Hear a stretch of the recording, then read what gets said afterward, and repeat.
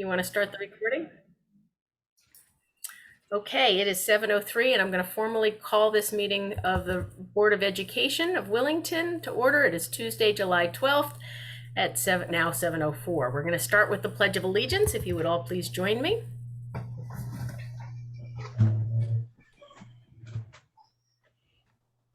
I pledge allegiance to the flag of the United States of America and to the republic for which it stands, one nation, under God, indivisible, with liberty and justice for all.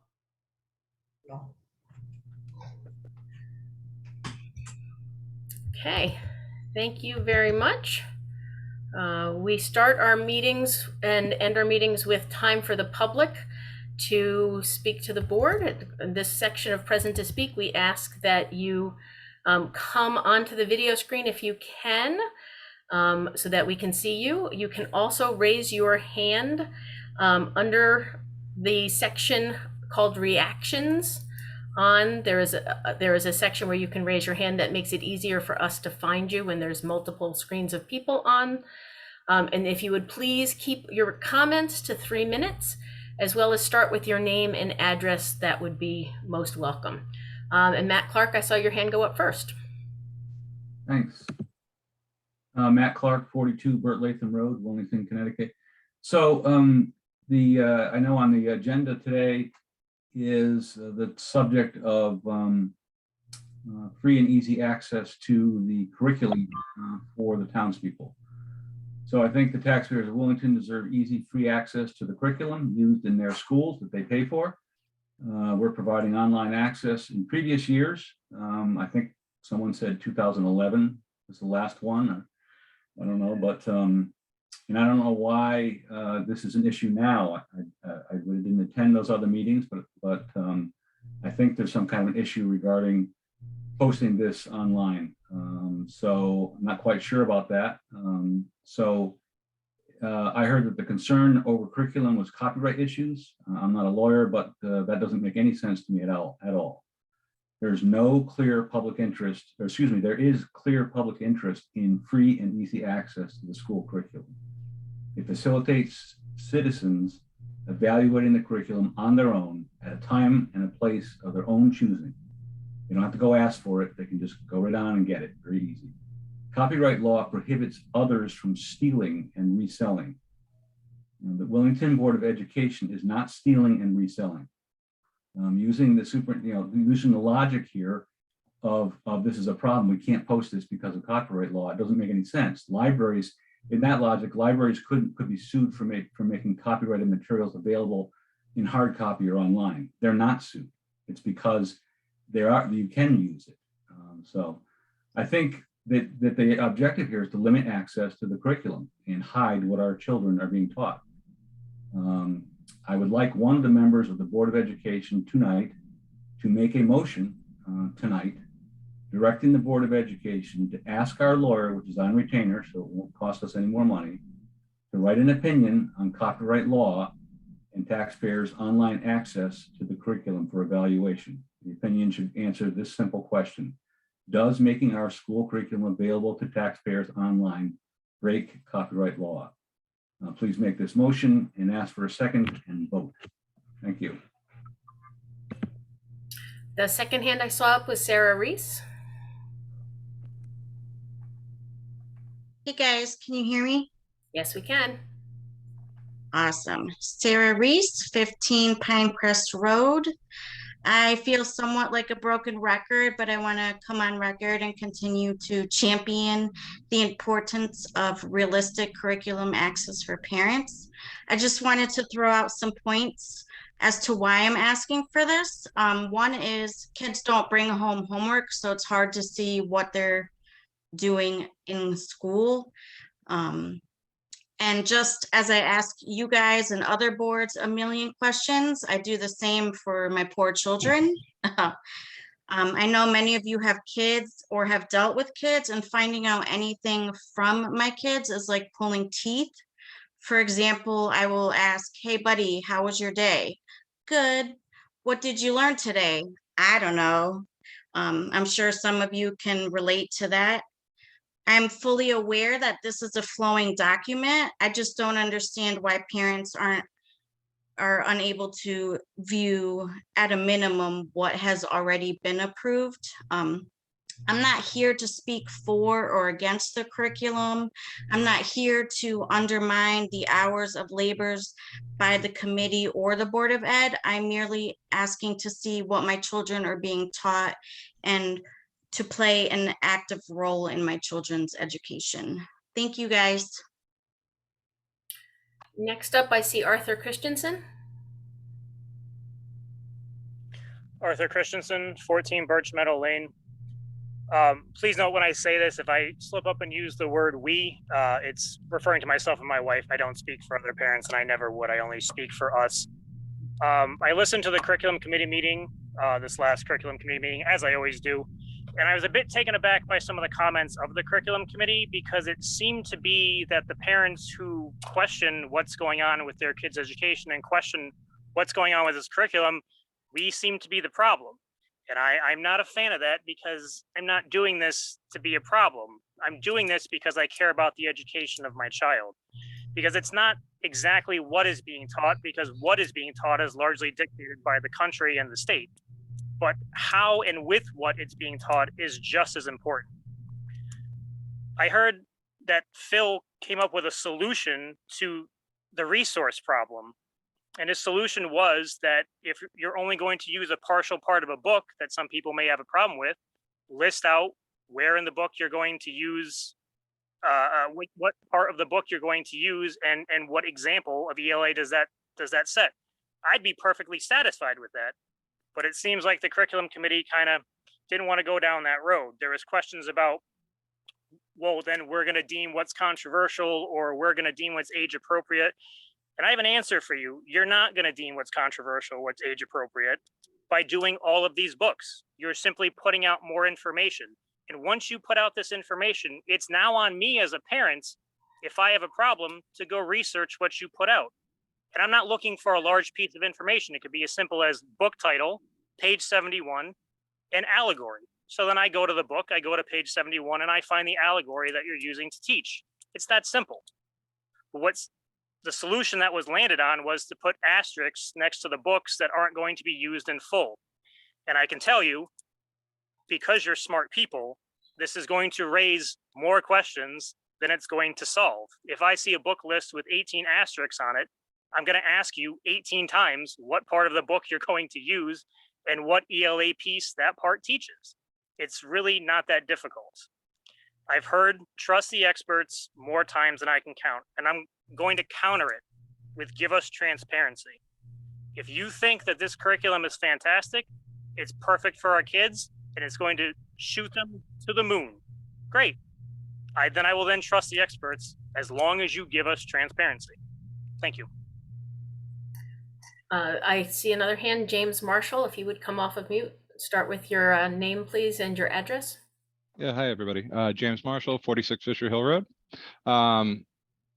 So admittedly, I just wanted to speak on briefly about two quick things. I've been following more actively along with the school building committee minutes and reports, and I'm excited to see that I'm excited to learn more about the discussion being held here under old business about the educational specification development and square footage review. I would question, and I admittedly might be a little out of the loop, but a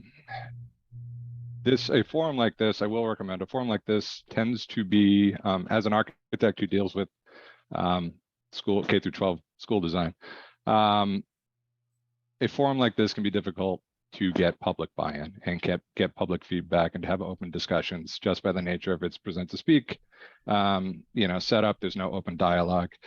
It would be beneficial, or I feel it would be distinctly beneficial. And as was discussed at the school building committee, they're looking for ways to engage with the public to get support about all of their efforts. And a big part of what would help develop that would be engaging the public in their input directly through visioning sessions, through public forums, through ways where they can have an open dialogue with both you and the members of the school building committee about what their dreams and aspirations for the, for the future K-8 facility or whatever that project ultimately becomes. It should be it's the opportunity now to be an aspirational development process. This is the time to shoot for the moon. The costs and all the other ramifications come as that project develops. I just wish I'd recommend to this body and the school building committee for that matter, that any opportunity you can get for public buy-in and for public input and open discussion, as opposed to just being able to talk, is a welcome opportunity.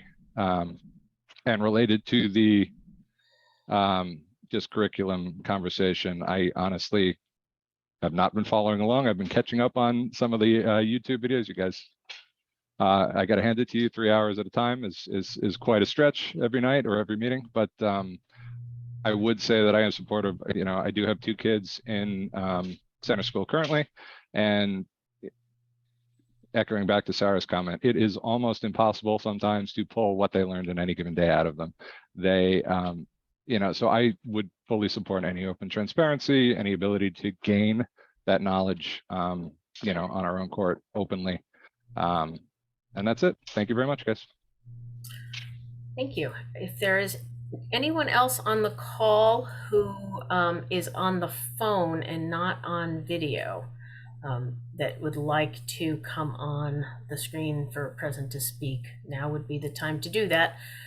If you are off screen and need to let us know, please use the reaction button on your phone to wave at us so that we can see that you need to be taken off of mute. Okay, and seeing none right now, I'll let you know that there is another part of the call. There's more room for present to speak at the end of the meeting, should we all still have Wi-Fi and power based on the thunderstorms that are headed our way. We've already had one member come and go on their phone, so we'll keep our fingers crossed. Okay, so moving on to number 3 is the chairman's report. And I'm going to start with a recognition of Herb Errico's 100th birthday. Herb, I was not in state when we had your birthday. I just wanted to recognize what a milestone this is. You've been on the board for, I believe, 45 years now, or is it 46? You've served on this board over a very long time, and you have more than led us valiantly. You've also been our parliamentarian for many years. We rely on your experience for that. And I believe that since by now you've probably finished your birthday cake, there should be some healthy goodies coming your way for you to eat that will make up for the lack of birthday cake right now. A small token of our appreciation for your birthday. Thank you very much, Michelle. I appreciate your recognizing my birthday. It's quite a few years, and quite a few years on the board, and just to receive the comments that you have portrayed tonight brings joy to my heart, and I'm very pleased to sit here and listen to those comments.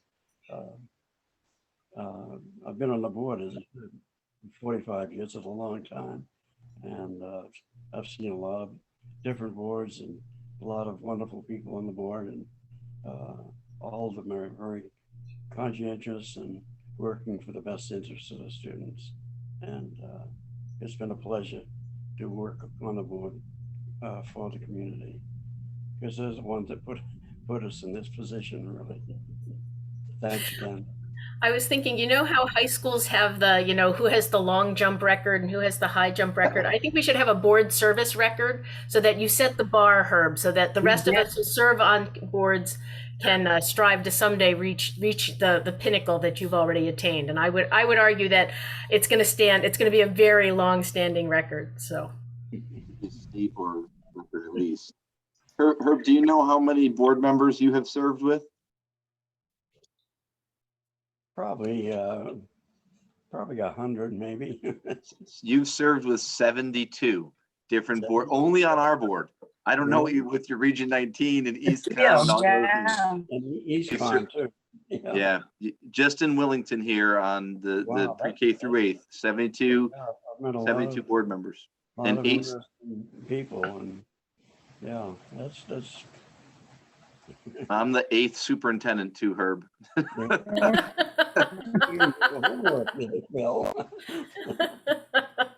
Please stop there. It's amazing. Fair enough. Fair enough. Well, congratulations, Herb. We're very proud of you. Thank you. I want to make a reminder to everyone who's on the board that the CABE conference is coming up in November 18th and 19th. You'll have received an email from Brenda if you're interested in attending that in person. It's sold out last year, so please do not wait. If you wish to go, put your dibs in to get attendance on that early. They have tremendous workshops that are really quite helpful and interesting if you're a board member. It's the one opportunity we really have for all of us to come together across the state and learn from one another. So I recommend that highly.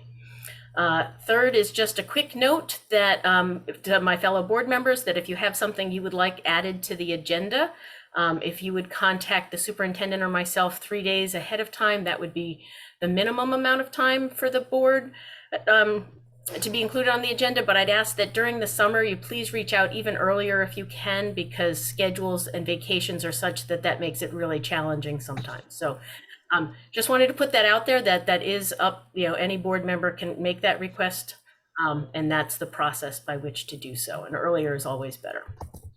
And then third, I would like to read a letter that I received from one of our teachers who's going to be leaving the district, but is on vacation, was not able to join us tonight to read it herself. But I thought that it really spoke to our success in the district. So she writes, members of the Willington Board of Education, I would like to express my sincere gratitude to you, the town of Willington, and all the administrators, teachers, staff members, students, and parents I have had the privilege to work with for the last 19 years. When I began my tenure here as speech-language pathologist, I was 39 years old, pregnant with my youngest daughter, and embarking on a second career. I am grateful to have had the opportunity to learn and grow as a professional in a nurturing, supportive environment that has allowed me to expand my role as a therapist and use my skills, knowledge, and talents to impact the school community at large. I am proud to have been involved in many initiatives related to school climate, social emotional learning, inclusion, and PBIS, and to have collaborated with dedicated educators and related service providers. I have to admit that, I lost my place. I have to admit that some of my fondest memories include choreographing the school musicals, face painting on field day, and performing at the faculty talent shows.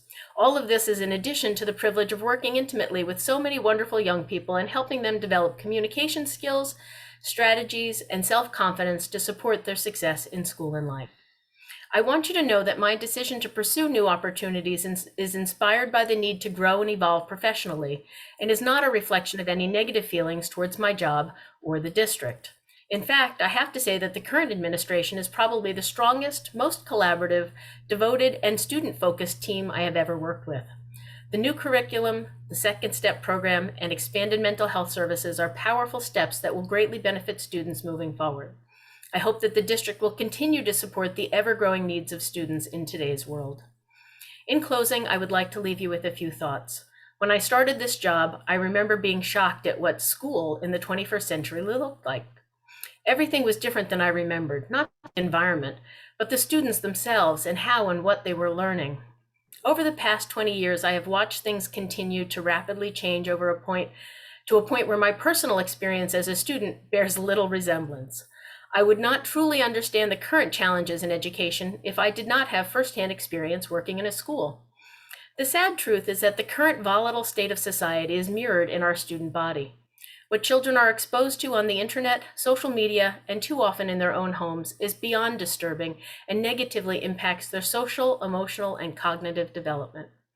What students need from education today is so much bigger than what we, or even what kids 10 years ago needed. Teachers are trying their hardest to reach, support, educate, and be positive adult role models for our students. They are the experts as to how children today learn and what children today need, because they are the ones living it in the trenches every day. They deserve to be listened to, trusted, and valued for the true heroes that they are. Thank you for all you do to support our students, wishing you strength and wisdom in the years to come. Sincerely, Carol Frasinelli.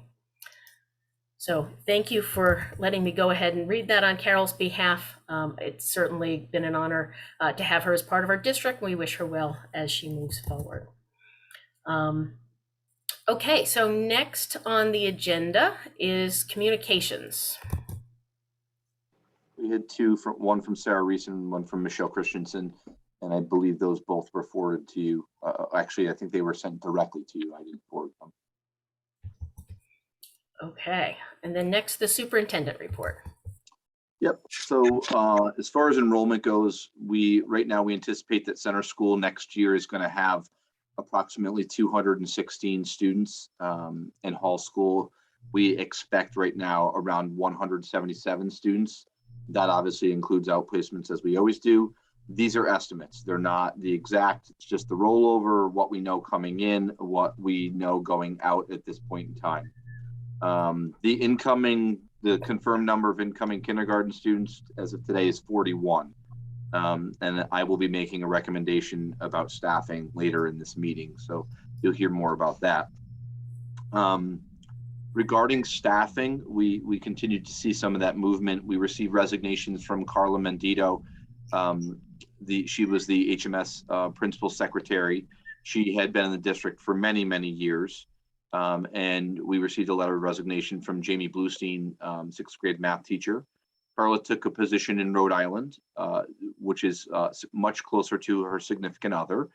And Jamie took a teaching position at Cromwell High School. So I wish them both well. Obviously, Carla has been a rock for us for many, many years in that Hall School office and the efficiency. And she's definitely going to be missed. Obviously, good luck to Jamie as well. But Carly has been here a long time. Staffing continues to be a challenge. This is across the state and across the country. It's not just education, it's a lot of businesses.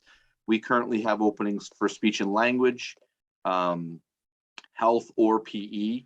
We have an opening at middle school for Spanish. We have a sixth grade science and social studies opening. We have a sixth grade math teacher opening. We have a third grade teacher opening, seventh grade math teacher, and our math coach. We have an internal candidate for the seventh grade math, which is good because those are hard to come by. And we have applicants for the third grade position at this time. The other positions really have either no applications coming in, or very, very few. And sometimes very few is one.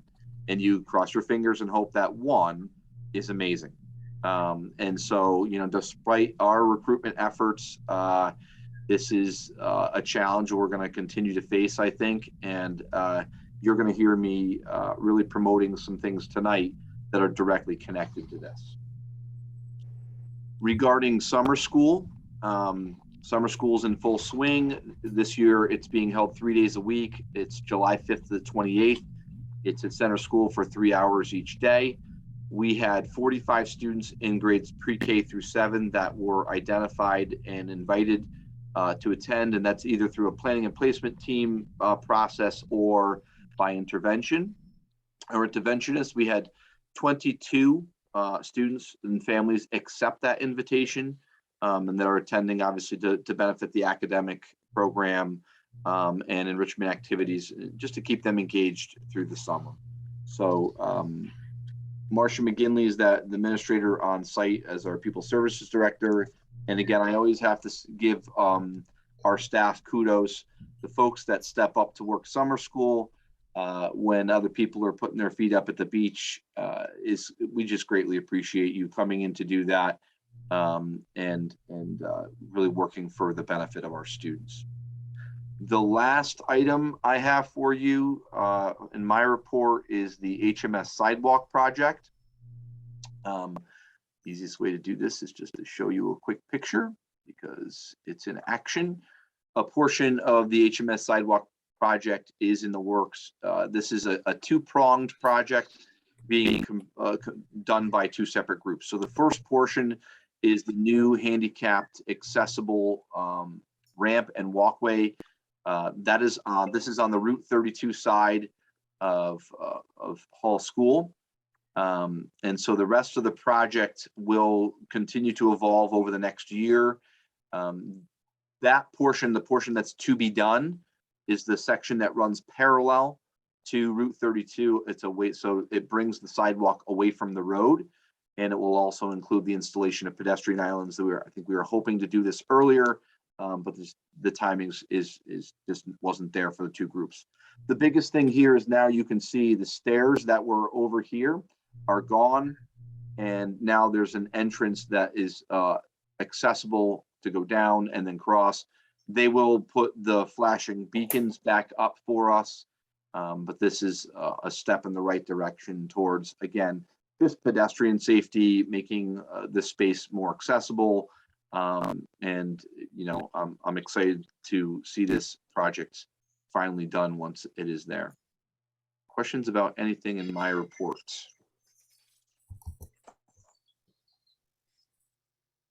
I don't see any hands. All right.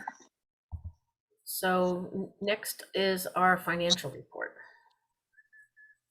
Yep. So this is, we typically don't do a July 22-23 budget report because it's brand new. All the money's there, right? And so we typically do a snapshot. What does the end of 21-22 look like as of right now? And so this is after all the movement for the things that you approved. I'm just going to highlight a couple things. In program 1 is, you can see, is in the negative about 59,000. This is not final yet, but you can, the reason that's in the negative, 2 reasons. 1, laptops were ordered out of that. You had approved those. And then the insurance claim reimbursement is still out in the wind with the insurance providers. So either way, no matter when that claim comes in, it doesn't come back to the board, it comes back to the town. So that's about $20,000. The middle school budget, remember that we had openings there, that saved some funds. And then the laptops were ordered, so that brought that account down. I'm going to jump to program 7. This was probably one of the biggest hits of the year. Once we met our allotment of fuel at our, what was it, $1.64 per gallon. Once we hit that number of the total amount of fuel that we had contracted for, you pay the daily rate. Ooh, is that one? There we go. And so once you pay the daily rate, there's the overages there. So that $50,000 in the hole is heating fuel. That's really what that is. And then program 9, the system-wide support.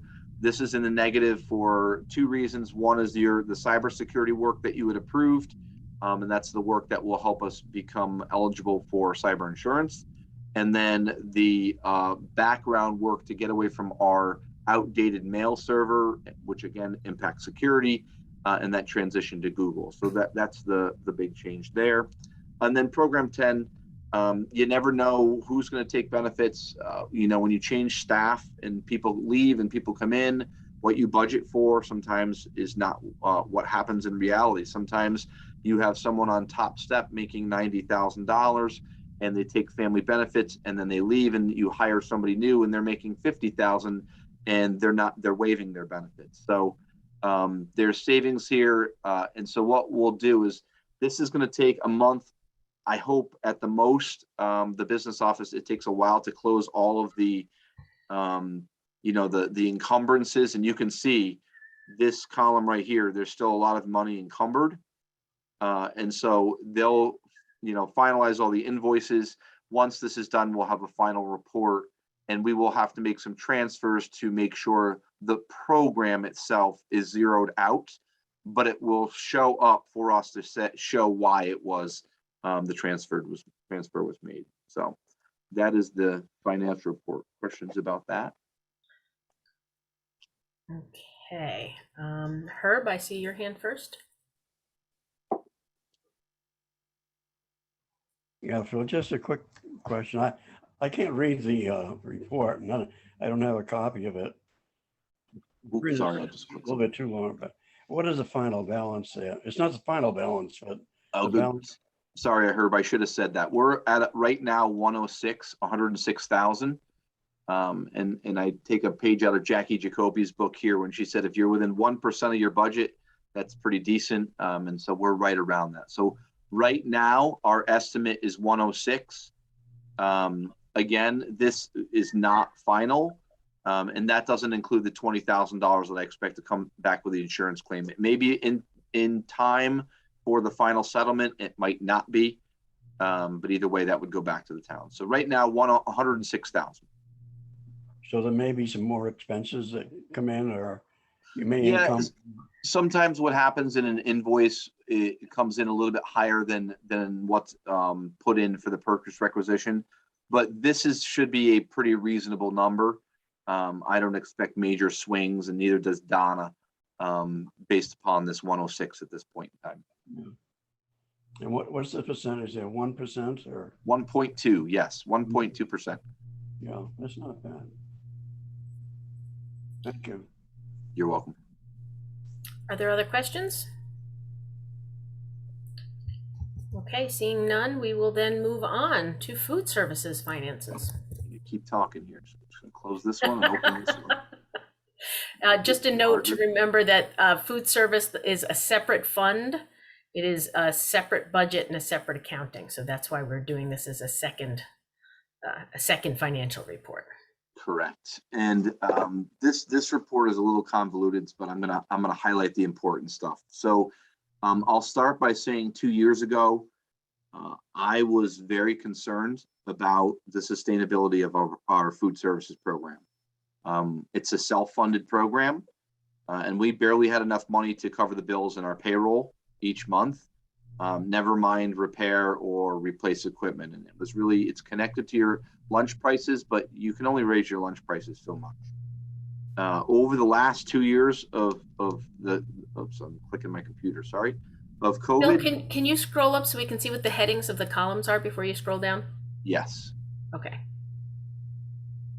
So over the last 2 years of COVID, and we were receiving full reimbursement from the federal government, the breakfast and lunch programs. And again, this is along with many other districts, we have created a very healthy balance in our account. And I'm just going to scroll down to show you, we have approximately right now $180,000. That's in the account currently. This is the result of all students being free and getting the reimbursement and having high participation. A lot of kids were getting breakfast, a lot of kids were getting lunch. I was concerned of that balance being too high. I actually called the state and talked to the state, and after discussion with them, I learned a couple things. We're supposed to be getting a communication in the next week or so stating a few things. One, they typically make us do a lunch price change. They're not going to require us to do that tool this year. It does not make sense for us to raise lunch prices when you have $180,000 in your coffers. Two, they actually said they have more money for us. He said, honestly, that your number might go up. And three, there's potential that we might be eligible to provide free lunch and breakfast again.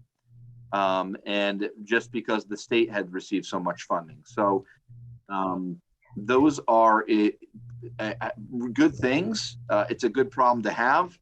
And so I will be, once I get the communications from the state and I can sit down with Stephanie Knight, the food services director, we'll be able to discuss the avenues to utilize some of these funds. Obviously, we want to maintain a buffer. I said our goal was $20,000. I was hoping to hit 20,000 after 5 years, and here we are at 180. But we need to look at things like staffing. We need to look at food offerings, equipment. What can we upgrade that we've just used duct tape over the years to get through? Now is the opportunity to do that, and really not having a great impact when you have that much money. So I don't think we need to worry about the school lunch fund balance being extremely low for a few years. We'll be looking more to do some spending to bring it down to a reasonable amount, but to provide a buffer. And probably most importantly, and I'm going to advocate this, if the state requires us, if our balance looks like this, I'm really going to advocate to make sure our prices are reasonable for families, because it doesn't make any sense to charge and make profit when you have a balance like this. It really doesn't. So that's some good news, I guess. So that's what we're looking at today. Herb, I see your hand. Phil, just a quick question in regard to equipment and the $180,000 that you mentioned there. What kind of equipment are we anticipating buying? I know previously we bought it out of our regular budget, I think. Now you're anticipating withdrawing money from this account for any equipment that we have to buy?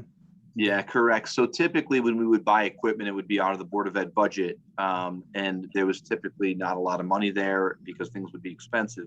At this point in time where this is, that's what we need to review, all that equipment and look at what we have. We've done some repairs already this year on some items. And we're told we have a couple really good coolers. They're older, but some of the older coolers are actually better equipment than if you were to buy something new. And so we're listening to the professionals when we get things fixed. I've got to, meet with Stephanie Knight to go through what is she going to recommend. I know when I met with her, one of the things that she wanted to consider for the middle school specifically was to do some sort of healthy smoothie option for students and to do a smoothie machine. She's never been able to do that. One, they didn't have the funds, and two, it was COVID.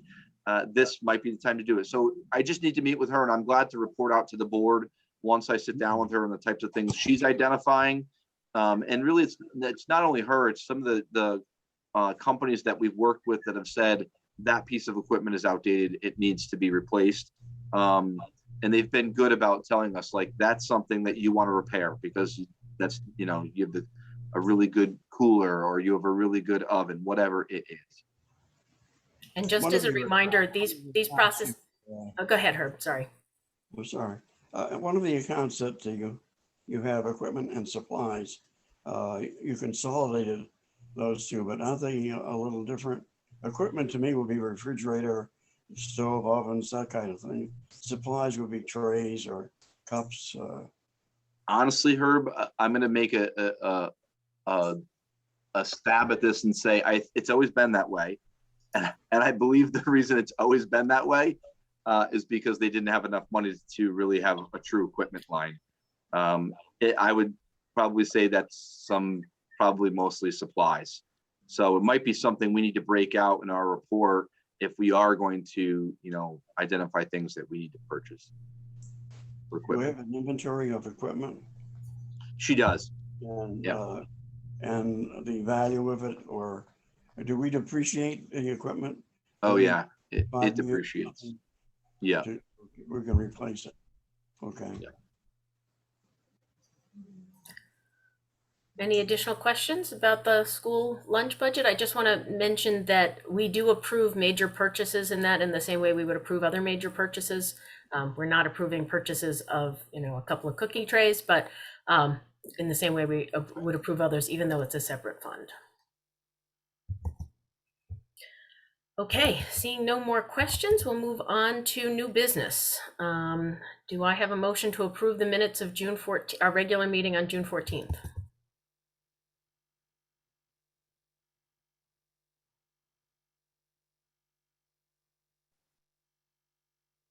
Tracy Anderson, I move we approve the minutes from June 14th regular meeting. Thank you. Herb, I saw your hand. Yes, I'll second motion.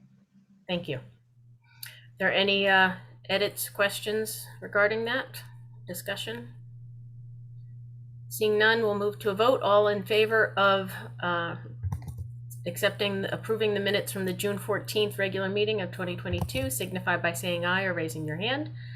Aye. Opposed? Abstentions? Okay, it passes unanimously. Next, moving on to food services payroll. Sorry, I'm just the people that got booted out from the board. I'm just resetting them to get them back up. Laura and Donna, I just made you the host again. Give me 1 second. And Laura, we can't hear Laura either, so if you make Yeah, Laura. I think I'm good. Okay. Now I'm good. Donna, you're all set too, correct? Donna, can you come off mute for a minute just for us to see if it's possible for you to do so?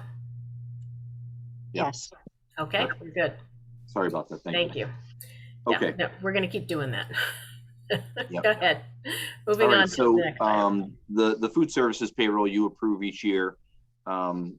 As you know, minimum wage, the increase is what impacts this.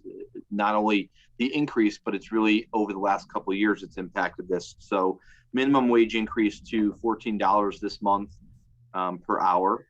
And then it increases to $15 per hour before the end of the 22-23 school year. I will tell you that with the highly competitive job market and keeping people, I'm going to propose that the board move right to the $15 an hour rate as the minimum, and not wait for the spring. We had set a plan a couple years ago to wait until the spring to do the $15. I'm proposing you do it now. I'm also going to propose that to maintain the buffer for the people that have been here for years that haven't been seeing that dollar increase each year, I would propose a $2 an hour increase from their 21-22 pay rate for other staff members that are not earning minimum wage. So this is the same proposal that I've been applying over the last, I think it's 3 years now, actually, with the increase in the minimum wage. And honestly, I think your approval, it helps with employee retention, and anytime there's an opening, it helps with that opening. The retention piece is you have to use caution that, if you're hiring someone new and they're at $15 and the new person is at $15 an hour, and someone's been here for 6 years and they're making $15.50, that's a retention issue because they can go someplace else and make more money because they have the experience. So the total cost of my proposal to jump right to the $15 an hour and the $2 an hour per hour increase for the people that have been here is approximately $14,000. And as I just discussed, you have the money. So I would suggest you make that move now. It would also, just from an efficiency standpoint, it's not the reason to do it, but from an efficiency standpoint, it would allow the business office to just set the rate for the year, not have to change it mid-year. Okay, Herb, you'll have to come off mute.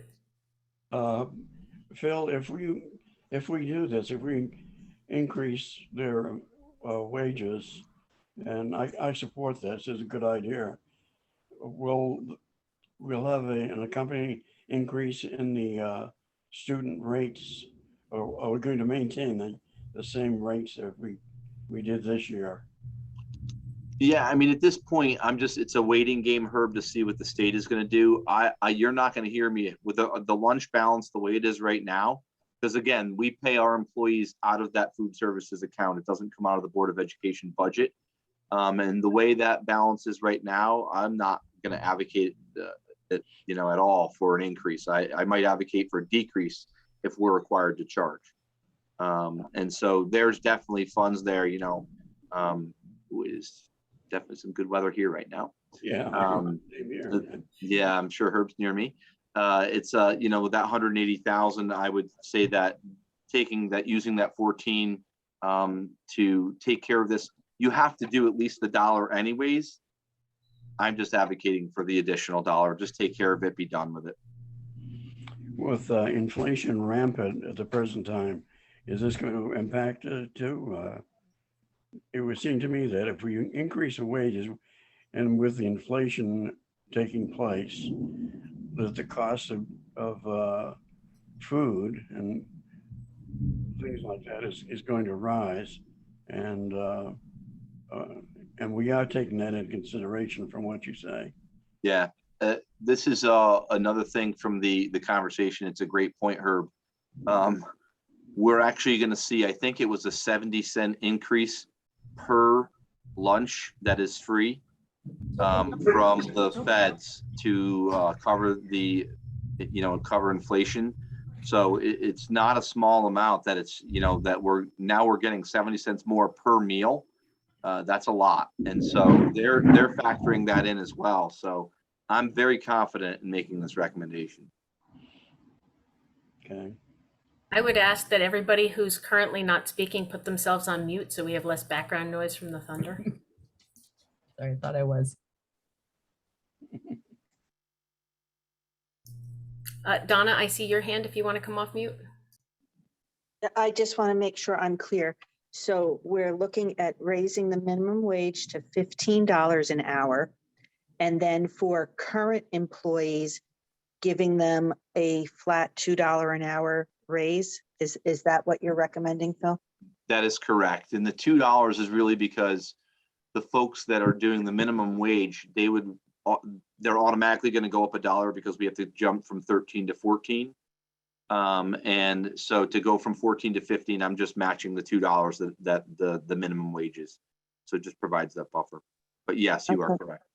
Thank you. Okay, then I'd like to make a motion that we make the starting minimum wage for the food services $14 an hour and increase the current or previous employees, the higher paid employees that are not making minimum wage, $2 an hour. So I guess I should clean that up. I recommend that we increase the starting salary to $15 an hour, and then current employees receive a $2 an hour raise. I'll second that. Thank you, Donna. Thank you, Laura. Other discussion or questions? Okay, seeing none, all those in favor, please signify by saying aye. This is in favor of raising the minimum salary to $15 and $2 on top of that for others. Aye. Opposed? Nay? And abstentions? Okay, it passes unanimously. Thank you. Next, we have under new business substitute pay.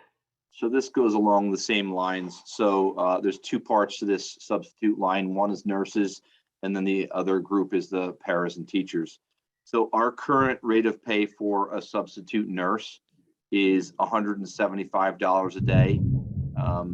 I will tell you that we look to see what other districts were paying, and they're paying significantly more.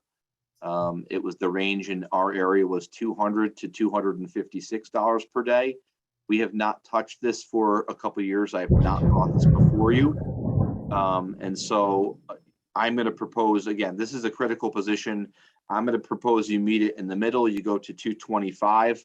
You know, when we don't have a sub nurse and they're hard to come by, we are putting ourselves in a situation where it's an administrator is either trying to cover it or, you know, as Erin nods her head because she's been there, or we are asking the nurse from the elementary school to try and cover at the middle school when there's an issue or vice versa.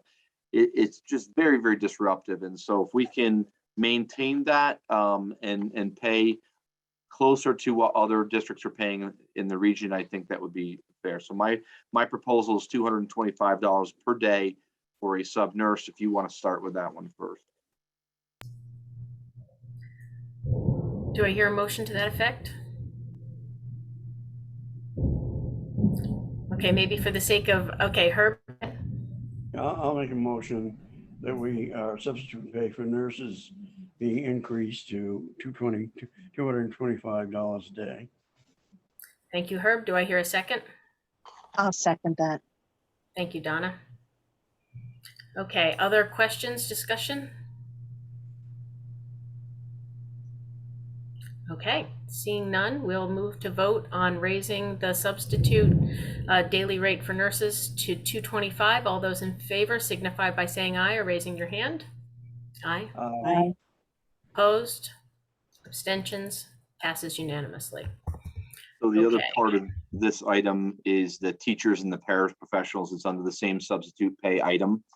And the other recommendation I want to make for this is for para and teachers. It's similar to what we did for food services here. So with the minimum wage, and I'm just going to share my screen because it's easier to show. I'm going to propose that instead of going to the $14 per hour and then going to the $15 an hour next spring, that you do the adjustment now. And what we did, we've been doing this again for years. If you remember this grid, we've tried to maintain the buffer, and from minimum wage, that $13 an hour is the non-certified sub daily rate. And so basically that turns out to be the 91. Instead of doing the $14 an hour, skip it, go right to the 15. The buffer is basically, this is a regular certified sub daily rate.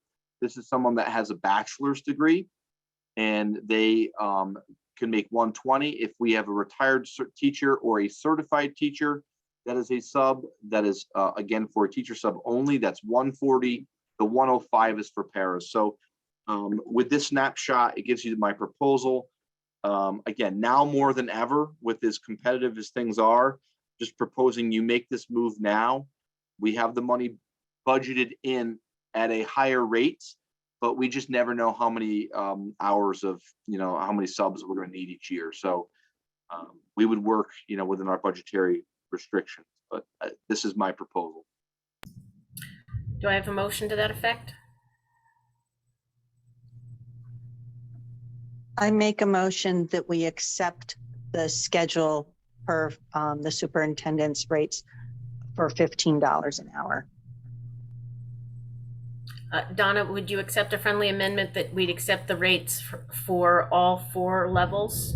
Yes, I meant that whole column. Okay, Sorry. just wanted to be clear. So yes, the rates for under the 6/1/2023 heading. Thank you. Herb? I'll second the motion. Thank you. Questions or discussion? Herb? Yeah, Phil, is the money that we're allocated for the substitutes now, is this in line with towns within our immediate area? It is. I will say that we're doing okay. We might be a touch higher in certain spots than others. And there's other places, there's others that are paying more than us. So right now, if, $120 for someone with a bachelor's that's attractive for us. So we're in a good range. The struggle, the reason for the buffer, the $15 buffer, I'll call it, from the 105 to the 120, is a teacher sub typically is more work. It's harder work. And so not always, but typically. And so if you don't have the buffer, you're just going to get para subs, and that's not always what we need. And so that a para sub would make 105. And so we're trying to keep that buffer. And then the additional buffer is to recruit. We've actually had several retired teachers come and work for us, and us only, because we have this retired teacher and rate, or certified teacher rate. So it's helpful to have the difference. I assume this substitute rate is for short-term substitutes. Correct. If we have a long-term substitute, will we have a different proposition for them? Yes. So if they do work 40 days in the same position, they get bachelor's step 1. That's a requirement, and it's within our, I'm not sure if it's contract or if it's policy. I think it's policy. But they have to be in the same position for 40 days. 40 days. Yeah. That creates that's when they become a long-term sub.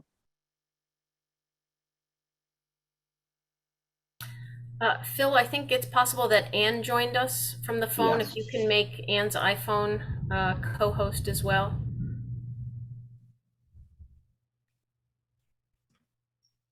And then Ann, if that's you, if you can come off of mute and let us know if that we can hear you, that would be great. I'm here. Great. Sorry, Thank you, Ann. I messed up Eastern Central Time. Sorry. Yeah, you made it just in time for all of the thunder and lightning in the background here. So we'll see how long we last. If we all disappear, Ann, it's because there's no electricity in Willington. Just wanted to let you know. I know you're working off-site today. We appreciate you joining us anyway. Additional questions about the motion on hand? I had a question, Phil, in terms of the, have we been able, do you think that this will allow us to recruit substitutes when we need them? Or is even more needed because it's so competitive right now? It is, it's competitive, and because some people don't want to work every day, but most people do. And that makes it hard. So that's why the rate of pay has to be attractive. Otherwise, you know, they're not going to be interested. So I think it helps, but it's finding substitutes across the country is challenging. We've managed, we've done okay. We haven't been great, but we've done okay. And I think what we found is when we draw some people in, we tend to keep them. They stay, and we've had a couple of subs actually that have gone from substitutes for us to paraprofessionals. And so, you know, it's attractive as best we can, let's say. You're muted, Michelle. Okay, if you can just remind me, do we have a motion on the floor to raise the non-cert daily substitute rate to 105, the regular rate to 120, and the retired teacher or certified rate to 140? So all those in favor of the motion signify by saying aye or raising your hand. Aye. Opposed? Abstentions? Passes unanimously. Okay, moving on to the next item is kindergarten staffing, 7D. Okay, so I mentioned we currently have 41 students registered for kindergarten for the 22-23 school year. We budgeted for 2 teachers based upon the enrollment information that we had in December. Obviously, we have exceeded our projection. And this, if we stuck with this 2 teachers, you'd have a class of 20 and a class of 21 students. That is a very large elementary classroom, especially for kindergarten. And so I'm going to say that that's a large classroom without support too. We don't have paraprofessionals in those rooms unless it's a student that's identified with special education needs. You could consider 2 things. You could consider hiring a paraprofessional for each classroom. It's not my recommendation. But the cost of 2 paraprofessionals, 1 for each of the classrooms, is similar to the cost of hiring 1 classroom teacher, obviously depending on their experience level.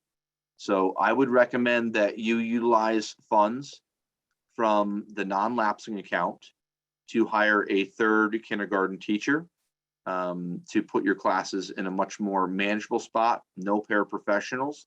And because this is a unique situation, if a board member wants to make that motion to hire an additional kindergarten teacher, you should recommend utilizing up to $118,000 from the non-lapsing fund to cover the salaries and benefits. It would not impact your budget at all.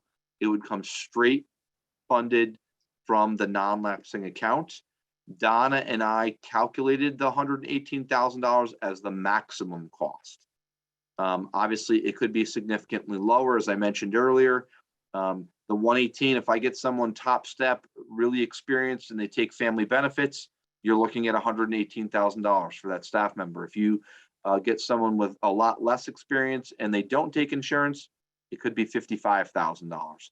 So we would only utilize up to $118,000, whatever we needed. And I could give you an update once we hire someone if you approve that. It wouldn't just be null and void. So my recommendation is the 3rd teacher. Thank you. I saw Donna's hand up first. Yeah, I was just wondering if it would, because the kids have specials and things like that, if having a para that split their time between both classes to give an extra hand, because you're going to go to about 13 kids a class, which is really little, if that would be a viable option. So I talked to, we've already had one of our administrative retreats for the administrative team this summer. And I had heard feedback from Lisa Cushing that the kindergarten teachers were asking for the additional teacher and not the paraprofessionals. Paraprofessionals super handy in a classroom. However, having that smaller class size on a daily basis, and the same thing for, within at the specials, it's just easier when you have a class of 14. The issues with a shared, you could do one paraprofessional. The issue with that is the schedules are set, and typically that paraprofessional is needed at the same exact time. So if they're teaching math at the same time, they need to be in both classes, and it just doesn't work out that way. And it's really driven by the unified arts schedules, and the balance of all of those UA people to get in specials for the entire day. And that's why I'm advocating for the third teacher. Herb, I saw your hand up. Yeah, I always advocate for smaller classes at that level, at the kindergarten level. If you have 20 youngsters or 22 in one class, that's pretty heavy. I would prefer 15 or whatever, a lower number anyway. The other question I have is, how much money will be left in the non-lapsing fund if we remove that? Because the non-lapsing fund is I thought it was primarily for emergencies. It meets the needs of the Board of Education as long as it's for educational expenses. And so this is one of those things you determine if that's one of the needs. Sometimes it's outplacement or special education related, but it doesn't have to be the way the policy is written. And so this would be a reason, again, without increasing your budget, you're meeting your needs, and you would approve this. The balance right now, I think, is around $250,000. I don't know what the balance would be afterwards until if you approved it and we hired someone, until we find someone. Again, it could be 60,000, it could be 118,000. Do we have room for another staff member? We have one spot, one classroom that unfortunately, typically we have right now, it's been a Spanish classroom, and that would no longer be Spanish. Spanish would move back to a cart, and that classroom would be used as a kindergarten classroom. How many students would be in each class? About 13, maybe? 14, 13. Again, based upon the number that we have today. Usually right before school starts, we have a couple of changes. Or more. Yeah. Yeah. Yeah. Surprise, here we are. Additional questions? I see Ann? hands. Wouldn't the cost of 2 IAs be similar to the cost of one teacher? Again, it depends on experience. I will tell you, just from the folks that we've hired, a lot of the IAs, instructional assistants, they typically take benefits and they take family benefits. And so when you have a $27,000 salary and a $27,000 cost of benefits, one pair is 54 times 2, you're at 108. There's not a significant difference. And again, it depends on what you hire for a teacher and experience. That's the middle of the road. If I found a paraprofessional with all sorts of experience and we hired them, it could be higher than 27,000. It could be lower, but it could be higher. So it just depends on what we end up hiring. I think for me, the things I've heard from Lisa Cushing as a principal and my own experience in working with the kindergarten team, having those smaller class sizes is significant. It makes a bigger difference of having 14 students, especially when they're 4 and 5, because some do come in at that age. And so, it's that's the recommendation. Thank you. Donna, I see your hand up. I don't see anyone else who hasn't asked questions yet. Go ahead. This question kind of ties into what we did before with raising the wages. What are our kindergarten staff earning now? Because if you want us to approve something, I would not want to bring in a new person at more than our current staff. I don't know how this works. I just want to make sure we're not, that the 118 isn't too high.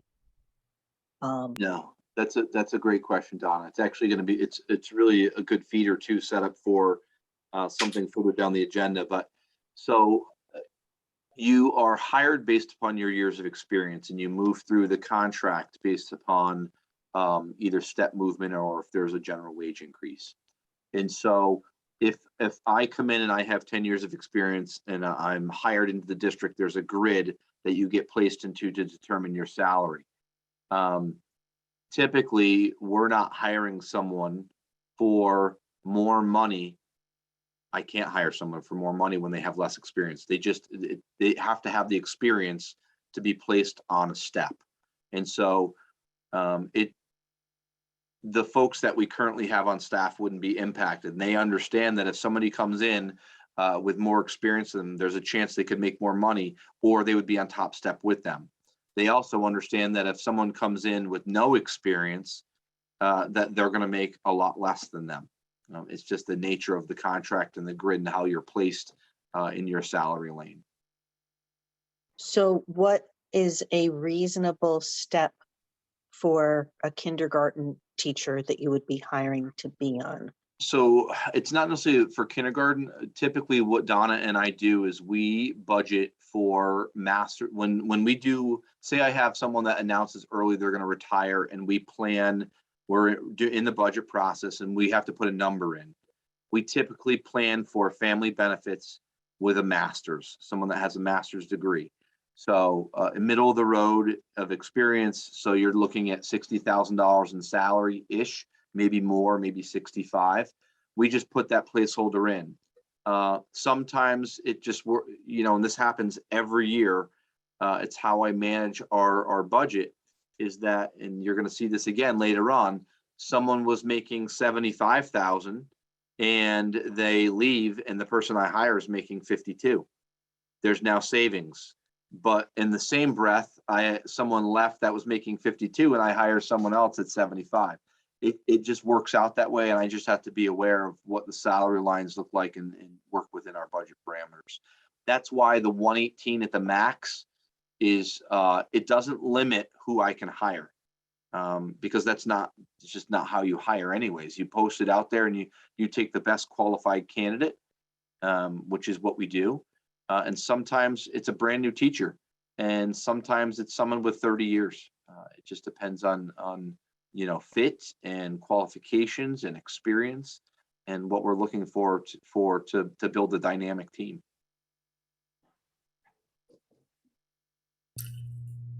Herb, and then Laura. Phil, how much is left in the did you mention how much was left in the the fund that we have there? Yeah, Herb, it's like right as of today, it's like 240,000 or 250,000, something around that amount. We have an offset next year for the special education budget, so it'll come down some. And this would bring it down more. You're returning money to the town. I anticipate that you're returning money to the town. So if you wanted to ask for some of the funds to put back in to maintain that, you could do that. Again, I think the purpose of this fund is for exactly like this. If you had to go back to the town and say, we need another $80,000 because our classes increased, that doesn't look too favorably. That's why you have this non-lapsing account. Right. So every year we replenish that account to some extent. If the Board of Finance approves it, correct. If they approve it. Now, withdrawing money from that account, do we have to get their approval to do that, or can Not we anymore. Just on the Board of Education side. And the reason again was because one, statutorily, but two, it wasn't required, but two is those funds were approved for education in the first place. And you're not going to send my wife and I to Hawaii here. We're using the funds for education purposes. Right. Laura, I had seen your hand up. Yeah, Herb kind of asked part of my question. But, and I should remember this, but how many kindergarten, like I recall when we talked about the fact they were only going to budget for 2 kindergarten teachers, we were a little concerned about that we might need a third. Do we have 3 this year? Do we have 3 like last year? Did we have 3? No, so Oh, I it's think been COVID. it's been COVID, but we've not seen this burst. We've done pretty well for what we've expected over the last couple of years, where we expected a couple, only having 2 groups coming in. Laura, sometimes it's weird, and sometimes it's not kindergarten. Sometimes it's like every kid that moves into the district is a 3rd grader. Yeah. And it's suddenly we're like, hey, we have now, my number for as we move up has always been 45. Herb referenced the number 15 per class. That's like, I think is a solid class size. So the problem with being small is when you have 35 kids, you need a lot more kids to be able to break into that 3rd classroom. Right. And so sometimes we have classes, that are 20. I typically don't recommend that though, at the lower elementary, especially. If this were a 7th or 8th grade class, I'd say you could go either way with this, a class of 20 or 21, right? That's not unheard of at the middle school level. At the lower level, it's a lot. Yeah, no, I completely agree. And, I think 14 and 13 in July with another month and more registrations. I think that's, if we leave it 2021, then we get, 4 more kindergartners. Yeah. Right. And we need time to hire. If you approve this, it takes time to Right. hire. So, if you wanted to wait till August, the approval is the 2nd week of August, and now I've got to find someone. Probably not going to happen. Okay, Donna, I see your hand again. Yeah, I was just wondering, right now you have 41 students. If something were to change and people move out of town or decide to send their students someplace else, in any case, that they're not attending our schools and that number drops, then, and we didn't really need the extra teacher, what happens? I mean, I don't want them to be in a position where they're counting on a job and there's no students for them. By the same token, I don't want us to have extra staff that we don't need. Right. Typically, this is one of those that is consistent. When we start to see these numbers, I think parents are much more aware when they're registering their student for the first time in kindergarten. This number typically doesn't go backwards, Donna. If this were about a 3rd grade classroom, I'd say we might want to, be aware of this is a shuffle we'd have to make. But it would take 4 weeks probably to hire someone. So if in week 3 suddenly that number has dropped by 4, we have some consideration to make, and that's where I would alert you. But typically, especially in kindergarten, this number doesn't go backwards. Maybe in future years it might, but not for their kindergarten year. Thank you. Mm-hmm. Herb, I'd like to make a motion go ahead. that we withdraw $118,000 from the non-lapsing fund for the purpose of hiring a 3rd kindergarten teacher. Like Herb, would you, okay, and we have a second. Herb, would you accept a friendly amendment to make that up to $118,000? Rather than that exact amount? No, that's okay. thought that's what he said. Oh, I'm sorry, maybe I misheard. It's possible I misheard. Okay, additional questions, comments? Okay, all those in favor of withdrawing up to $118,000 to hire a 3rd kindergarten teacher for the upcoming school year signify by saying aye. Aye. Aye. Opposed?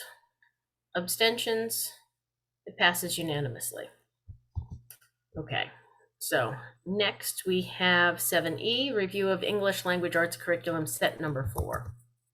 Yep. So this is the last curriculum set for English language arts. I have 2 sets of binders for the public to access in my office now. It contains the first 3 sets. Brenda might have the 4th. She was out today, so I couldn't ask her. She might already have the 4th one, even though it's not approved yet. This was already sent out to you. I think it was a month ago. I did not receive any questions. I'm not sure, Aaron, you can shake your head. I don't think you received any questions either about the set. The one thing I did want to note is, and remind folks about this, is as Aaron and Kristen are writing, they're pulling together resources and really about the science of reading. The newest in research that we have, and probably in the last 5 years, we know more about the brain and the impact, how to teach reading. That is infused into this curriculum, whereas it's not just done into what I would call the Readers and Writers Workshop manuals. That's where that program doesn't contain it. So we're infusing that into the Readers and Writers Workshop and using various resources to do that. So just want to make a note of that. And I'll leave it to you, Michelle, to see if there's any questions about this set number 4.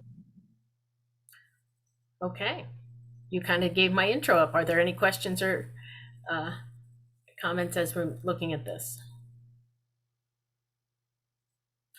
Donna?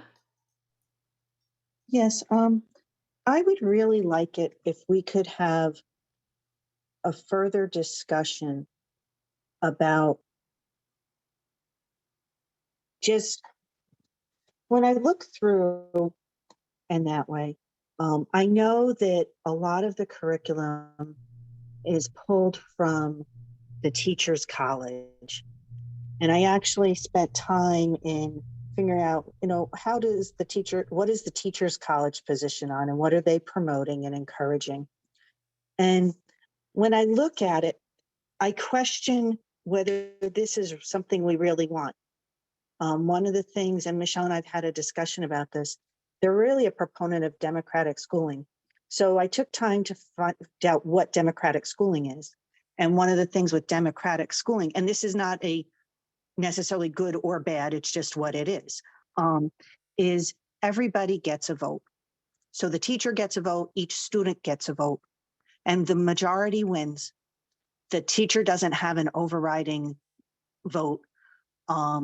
And there's a lot, I think that maybe in older students, and one of the things that when I watched one of the schools that has done this very successfully, they were much older students.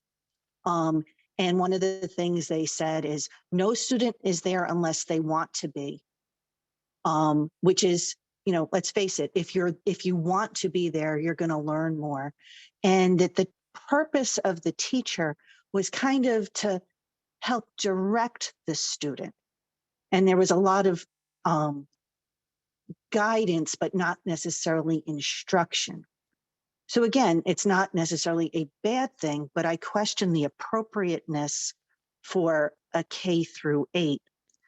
And then the other thing that they're very pro is activism. And I would love our kids to learn how to be advocates for themselves, advocates for another person. Many of us have had to be in the position of being an advocate, either for an elderly relative or a sick relative, where they're not capable because of whatever they're going through. They need somebody to stand up with them or for them or just be by their side. But this, the Elementary Inclusive Pre-Service Program for the Department of Curriculum and Teaching from Teachers College at Columbia University, their position statement on inclusive schooling and teacher preparation includes these kind of things. And again, I'm not saying that they're bad. I just question whether they're appropriate for our school system. And I will say that of the resources that I've had raised questions about, not knowing where they've come from, frequently I'm told they come from the Teachers College. So I don't know if that's an appropriate discussion for tonight. And I think that it would be really helpful if we had meetings that they're more like the special meeting we had when we were talking about the test scores, where parents could ask questions and responses could be given, and it was more of a back and forth. I think that something like that would be really helpful when we're dealing with curriculum. So those are some of my concerns. I will say that some of the books that I've read were really good. And if they're taught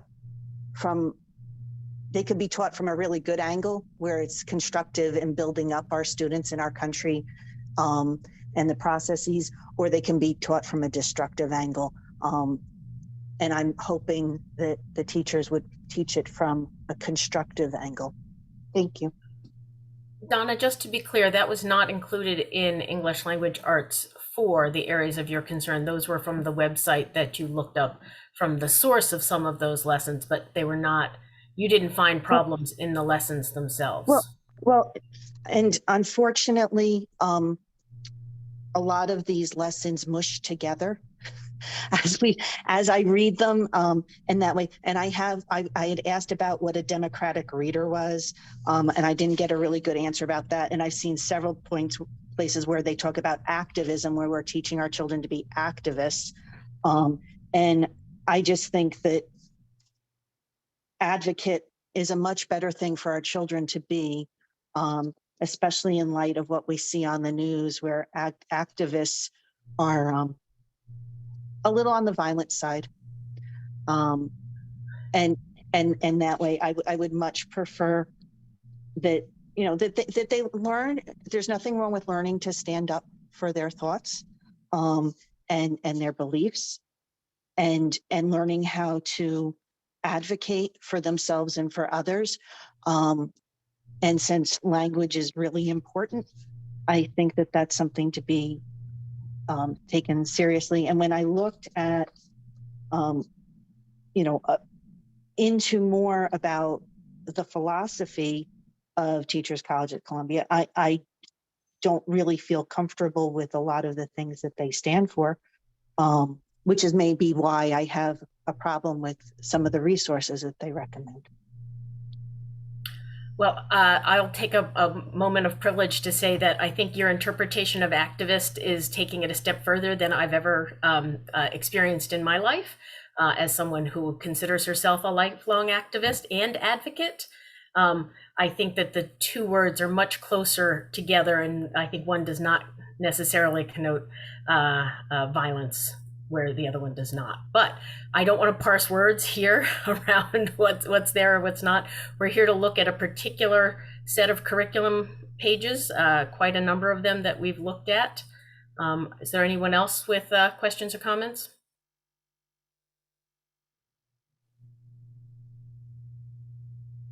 Tracy? Yes, I was just gonna, materials that we use are important, but so is the methods that we're using and how they're supporting the science of reading, as Phil is talking. And I was wondering if Aaron or Kristen could give us a reminder of how this particular unit is meeting those science of curriculum methods that we are trying to make a change with this curriculum to improve our students' literacy. Tracy, is the question, how is the science of reading impacted in this ELA set number 4? Is that what you're asking? Yes, you know, what are the methods that are being used here that are supporting those science of reading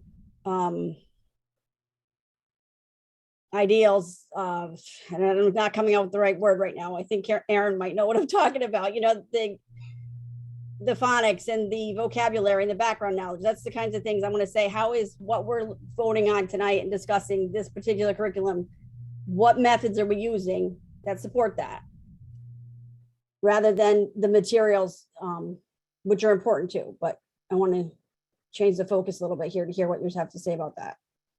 Sure. Phil, do you want to use your screen to share? I'm just going to share that slide that I put together.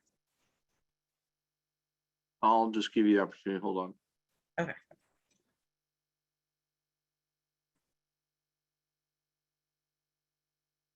Go ahead. We can't see the slide yet, Phil. No, I just Yeah, gave no, it it's gonna permission. be. It's Oh, going okay. to be mine. There So we can go. you see the? We can see that now. I'm going to just share it this way so I think you can see the ones on the side too. But I'll start really quickly. It's going to be a really brief and condensed science of reading crash course. So this Scarborough's reading rope is the foundation of literacy instruction, and what basically the research over the last 10 to 20 years has told us is, the way we learn to read is made up of word recognition as well as language comprehension, and each little strand within the bigger ropes are really essential to teach directly, as well as continue to foster through the upper grades. Just wanted to give you that visual. The major shifts, let me present this so you can see this larger. Where is my presentation? We can send this out to you afterwards too, if anybody wants this. So the science of reading, the major instructional shifts are these 7 things. First, they tell us to stop, and this is the way we were taught, right? Stop using the 3 cueing system. In other words, a lot of times kids will come to a word they don't know. And for years as a teacher, we would say, well, what's the first letter? What word could it be? Look at a picture and guess the word that that it could be. That what research has shown is guessing is absolutely detrimental to learning to read. So they're basically saying, get rid of anything where you're teaching a kid to guess and move towards phonics and having them actually sound it out. That's what they've found the way we think, and the connection between the picture of the letters and the sound, and that connection builds faster when you're doing the sounding out versus random guessing.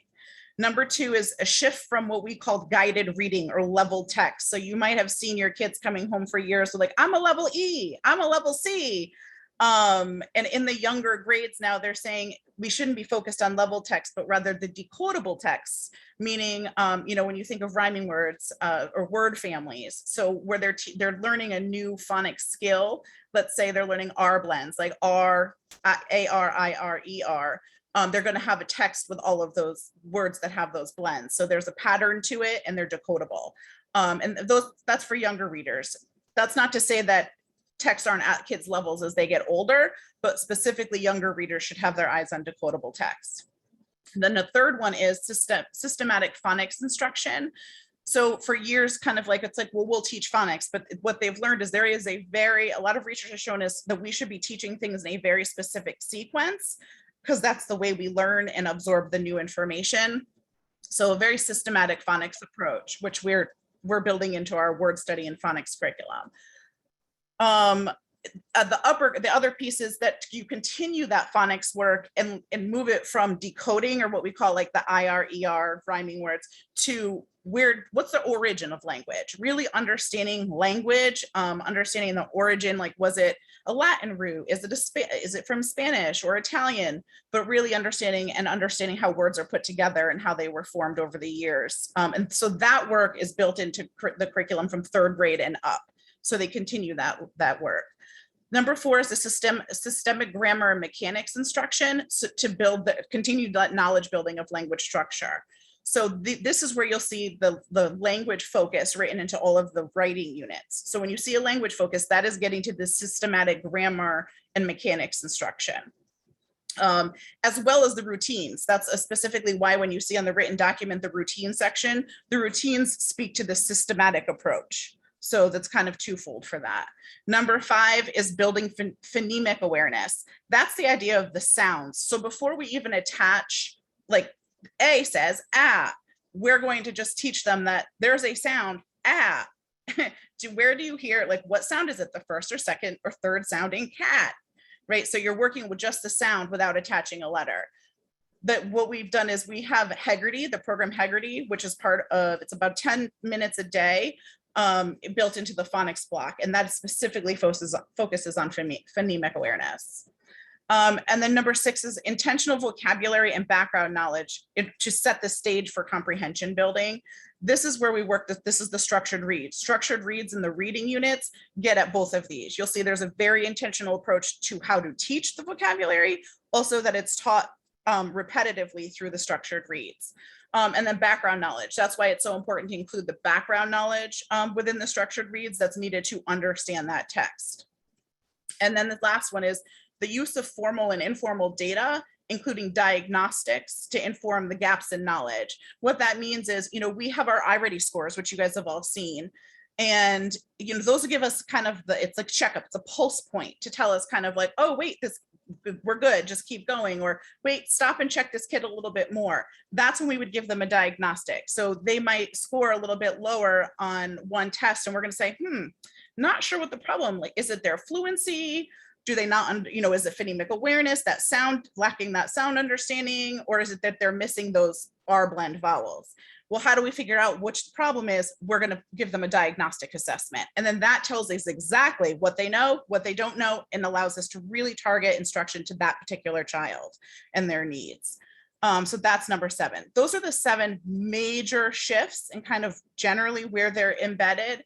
I did include for parents, as well as the community, but the first one is just a journal article on the science of reading to give you a kind of a big overarching view. And then there's 2 parent blogs that I found very helpful, that are very parent friendly. And the second one specifically gives you kind of, as a parent, what can I do to help my child and be aligned with science of reading research? So there are some tips and tricks in that second blog, but I did include those in here as well. And just to give you an idea of that diagnostic, this is an example of a diagnostic. So these are the big green thing is the last thing we actually get to when you're learning to read.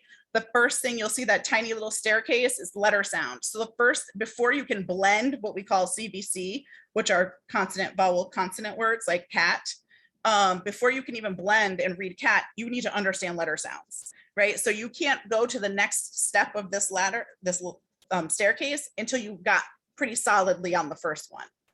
And what the last row, you see maze, ORF, those are our little acronyms for a specific test called DIBELS. And that tells us, well, let's see, if a child gets a low score on the ORF WCPM over fluency automaticity, if that score's low, likely their problem that we need to work with them on is the fluency automaticity.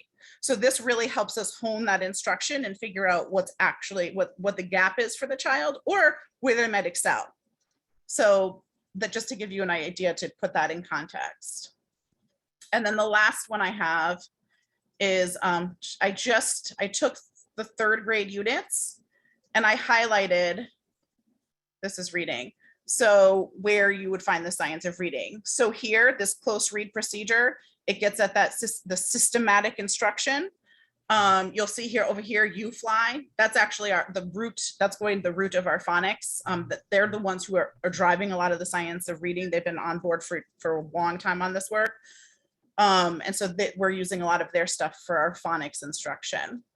When you come down to the unit 3, when you look at the overview, the assessments, I was telling you about the different kinds of assessments, specifically those diagnostics. That's why this section is really important right here. So those are those specific diagnostics that tell us exactly what that child is missing. And that's where that is built in. And then the structured reads, which I went over, those structured reads, I'm going to scroll down below to show you specifically how the science of reading is built into those.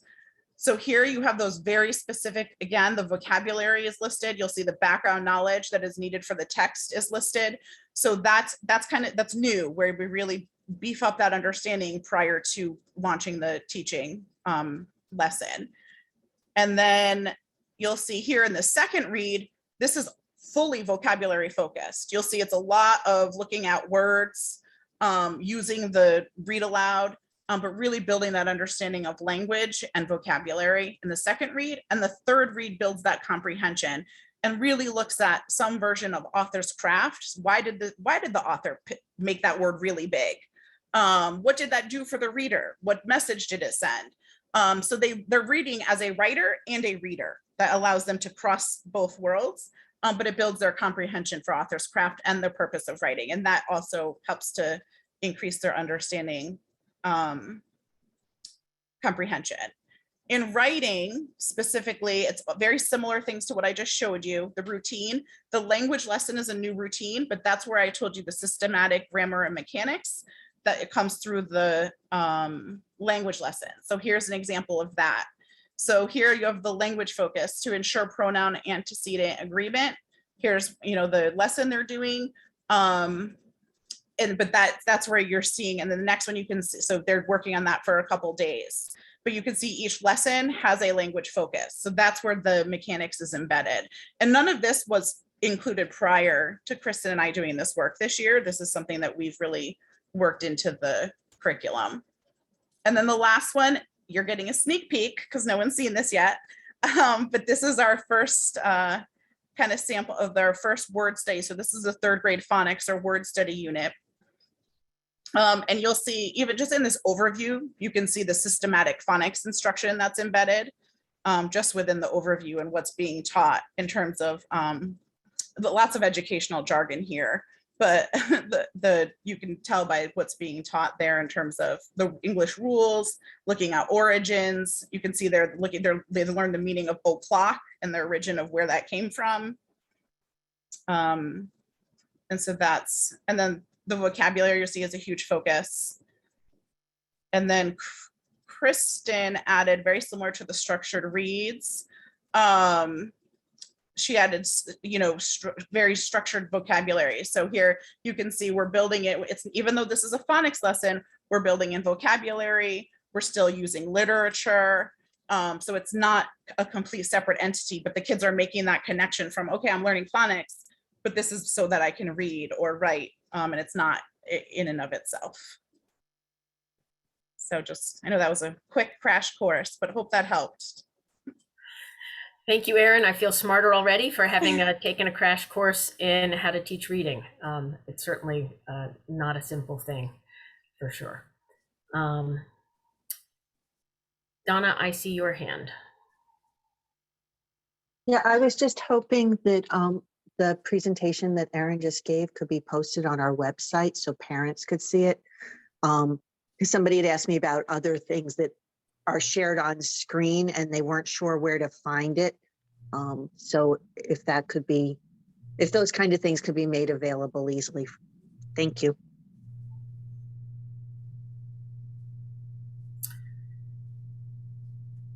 Thank you. And I think that the point might be is on the website, there's both the district site and the 2 school site. It would, since it's related to the Board of Education, would be on the section for the district, but we might want to have links on other school pages because a parent might not go right to the district page, for sure.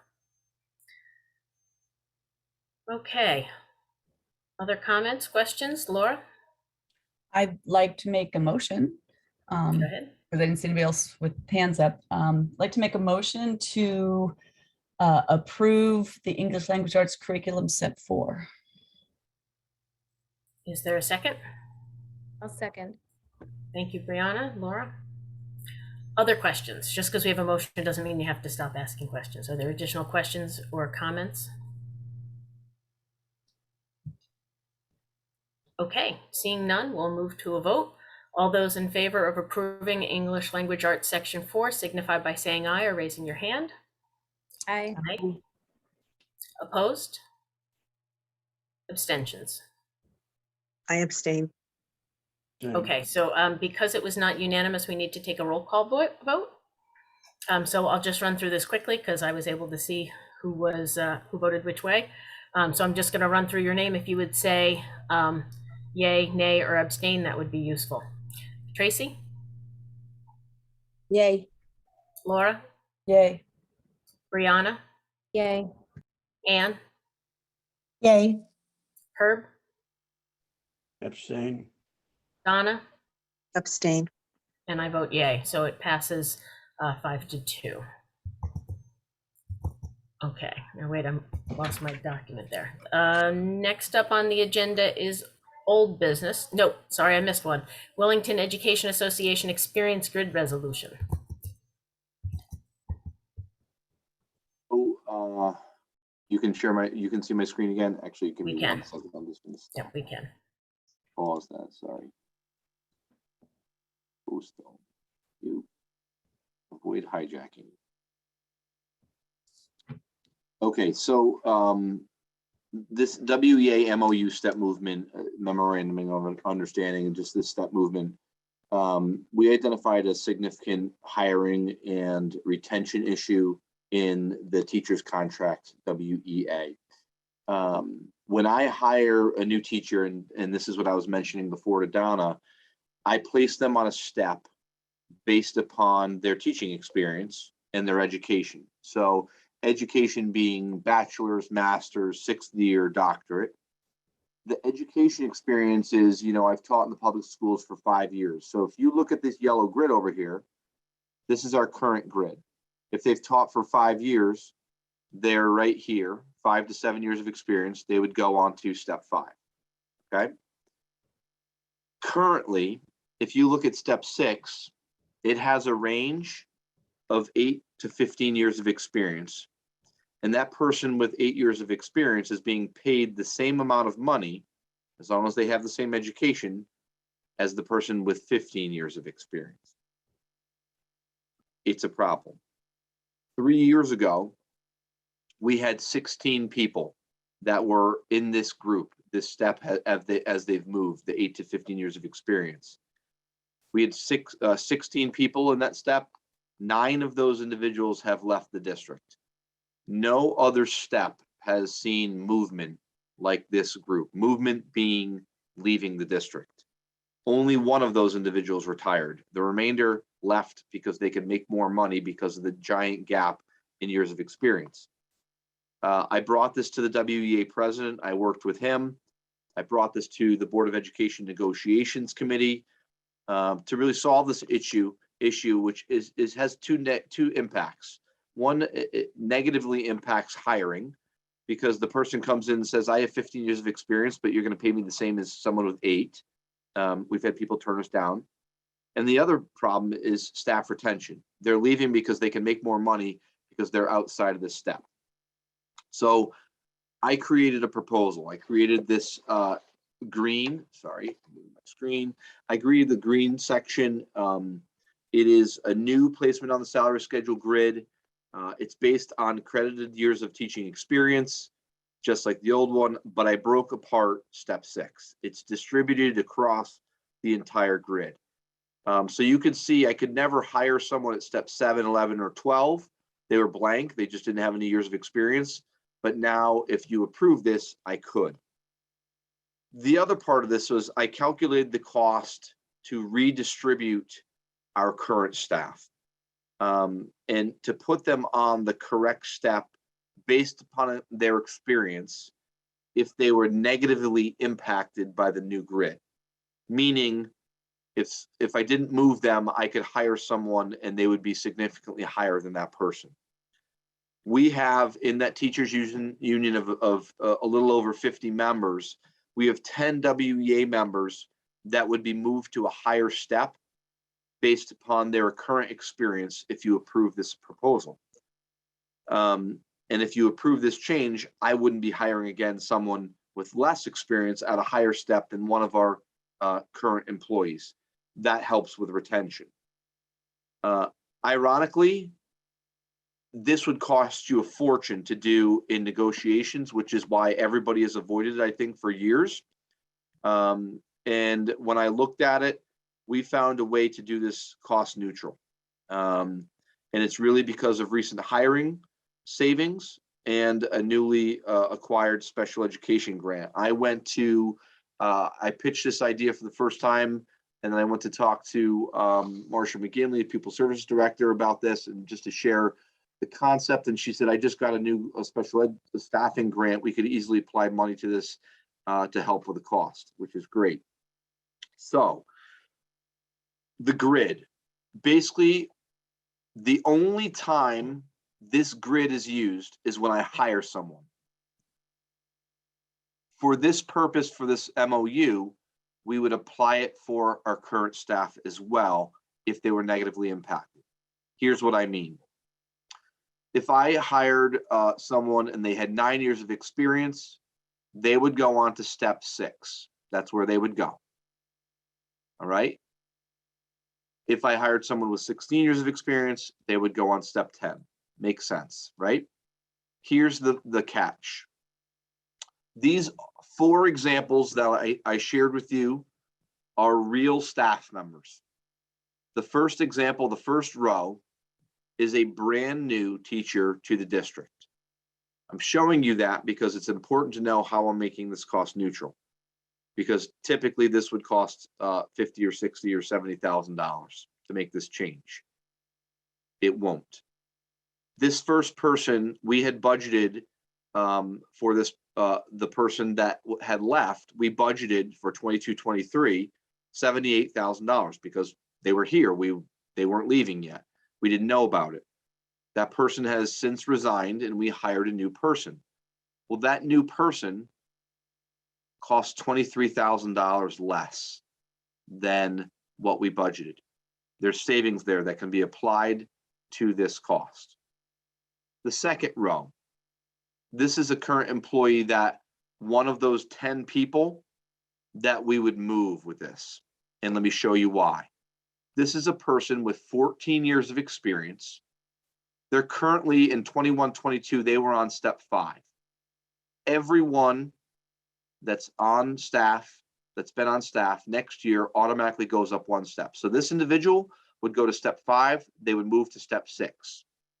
What I'm proposing, because they have 14 years of experience, not because I like them more or because they have a different education, it's all about experience. Because they have 14 years of experience, I want to move them to step 8.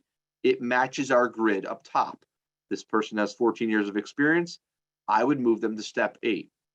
If you don't approve this proposal, what happens, or the both sides of this proposal, the grid and moving our current staff, what would happen is if you move the grid, but not pay adjust the current staff, a new staff member with 14 years of experience would go to step 8, but this individual would remain at step 6. That person would leave. So you're going to hear me propose either going to do both or none at all. All right. And the additional cost from what was budgeted would be $5,869. The next example is a current employee where a new hire, just because of the distribution, would actually go 1 step below. It doesn't hurt us. So this person has 7 years of experience. They're currently on step 5. They would move to step 6 next year. That's where we'd keep them. But a new hire with 7 years of experience, you can see up top, would go to step 5.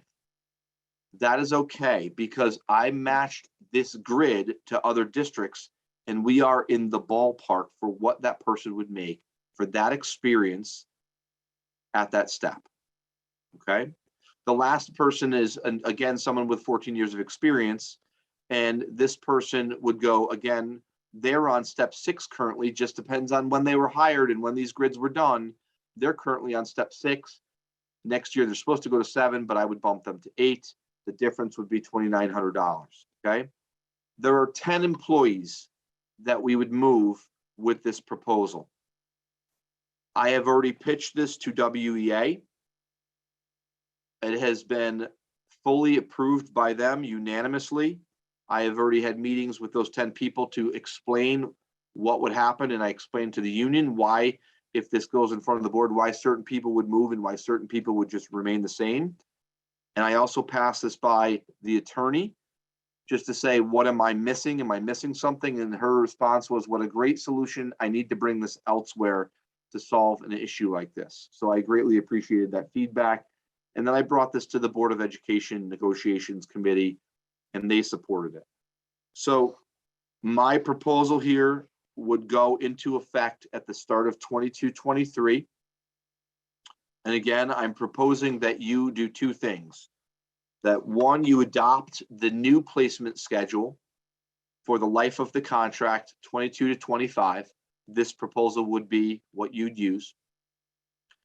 And then you also adopt adjusting the salaries of the current 10 WEA employees to match their experience level on the grid above.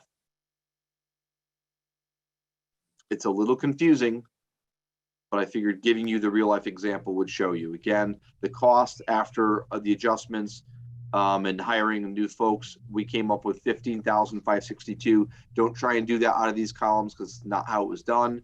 The ARP IDEA grant would cover more money from the special education salaries that's currently in the budget. That would be $16,000. It would more than cover the difference of this adjustment. Thank you, Phil.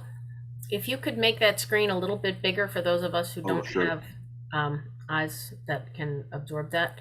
Bigger. Laura, thank you. Laura? Just to clarify, I'm not muted, right? Okay, sorry. No, you're good. I'm trying to wrap my head around this, the bottom part. I definitely think I understand what you're doing. You're basically, changing with the steps, and then making sure that your staff changes to the steps that are in the new grid. As far as coming up to the net zero, is it that the cost of bumping the new people up to the new proposed step altogether would be about 39,000? I have her 39,471, but that first person that left and you had the salary decrease of 23,000 plus the IDEA grant of 16,000 is offsetting it. Is that correct? So okay. Just like I mentioned earlier, in any year, some people leave. You've already set your budget. You would plan for 78,000 to hire, a PE teacher, right? That PE teacher leaves. You are paying them 78,000, and the new person you hire is 55. There's a $23,000 savings there, and so we're applying that savings towards this solution. And that's not the only savings so far. There's actually another individual that we've hired. There's savings from the budget. That's just an example on your screen. And I didn't want to give you all the data because it's the exact numbers for our staff members. Right. Yeah. I tried to, but you're correct. So that offsets the cost, right? And then we are applying the ARP IDEA grant to make it zero. Now, I know some folks could see this as, well, now these people are being paid more, you're going to take a hit in the following year, 23, 24. And that's just not, we can't guarantee that, because just like every year, people leave.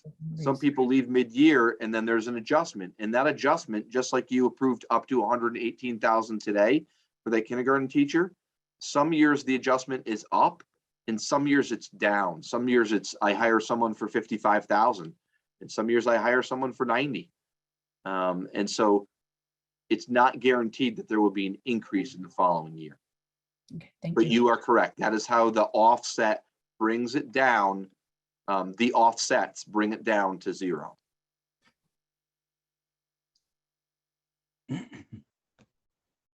Laura, did that answer your question? Yeah. Oh, I'm sorry. I said yes. Thank you. Okay, sorry. I saw Donna's hand next, and then Anne, if I saw you. So, Bill, if there's a teacher that's at level 5, are we going to have anybody under the new proposal? They would go down to a level 4, which doesn't seem fair. Or if the person is at a higher level, like the 5 and the 8, would they stay at their level? Good question. Yes. So if they're currently on staff, and that's this example down here, that's the example of this person with 7 years of experience. They're currently on step 5. They would go to 6, but a new hire would be at 5. I'm not going to penalize this person who's been here. They're not going to go down a step. But a new person, and again, this is the only time in the future, the only time this grid would be used would be for a new hire. And again, the person in district, we maintain them. The person that we hire would be, with 7 years of experience, would be at step 5, whereas the person that was there would be at step 6. So you are correct. The reason I think that's okay is when I matched up the salaries. Again, Collins is a great comparison. It's set up the same exact way. You can go and look at their contract. You can look at their years of experience and their education, And we're in line across the majority of these steps and years of experience for what people are being paid. And so that's what I used as one of the comparisons.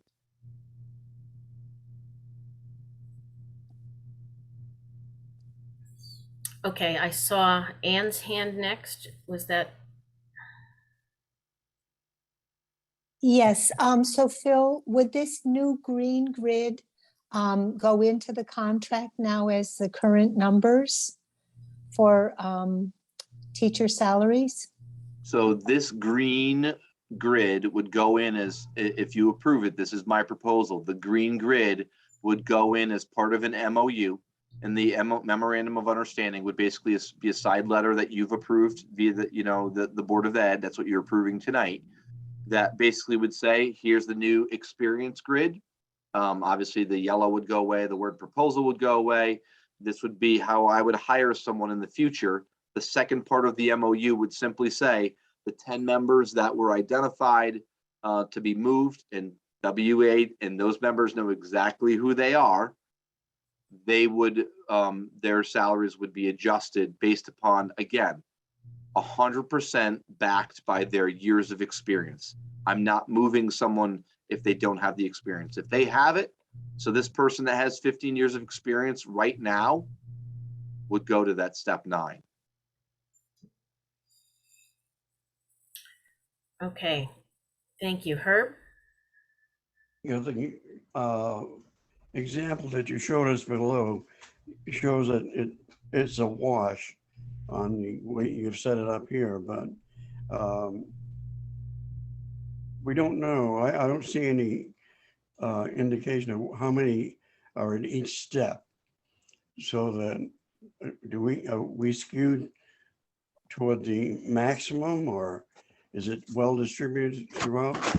We don't, every one of the steps as a result of this, we don't have any information on that here. And what impact is this going to have on our salary account? Next year, it doesn't have an impact. It's with that grant, it's a wash.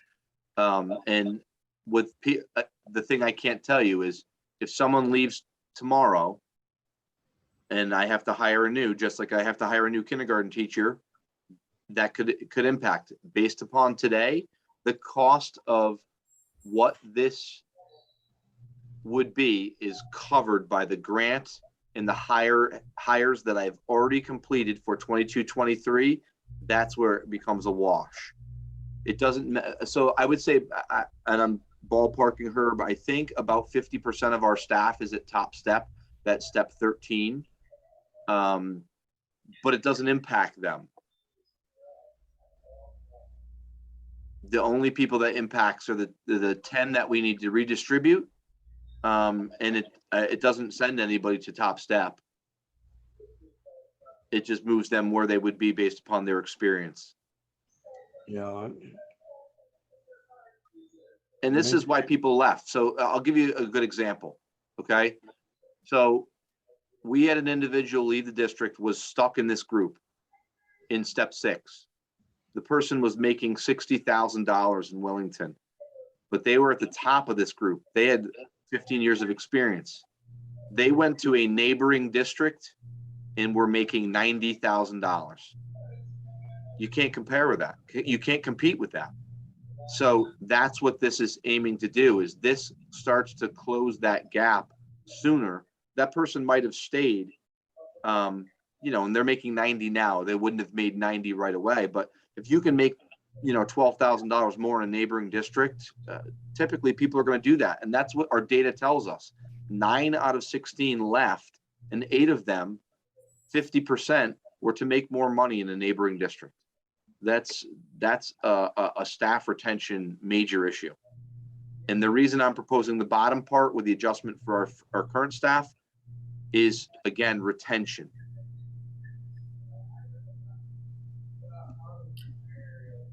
Thank you. Are there additional questions? Seeing none, do I have a motion? So a staff member that moves, sorry, go ahead, Herb. A staff member that moves could get an increase in pay plus a step jump. To another district, you mean? To put them, where they should be on the grid that you have here. Are you saying to another district or based upon my proposal in district? Just in your proposal.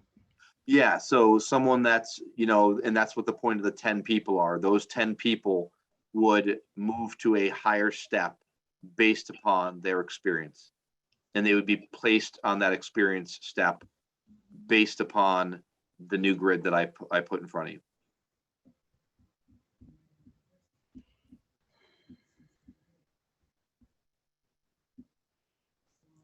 And you have a memorandum of understanding with the, I don't, I'll have to write something but your approval tonight would be the approval of the MOU. It's those two things, and that's what Michelle would sign off on. It's the two-pronged thing is the approval of the new placements on the salary schedule, and that those 10 members would move based upon the new proposal.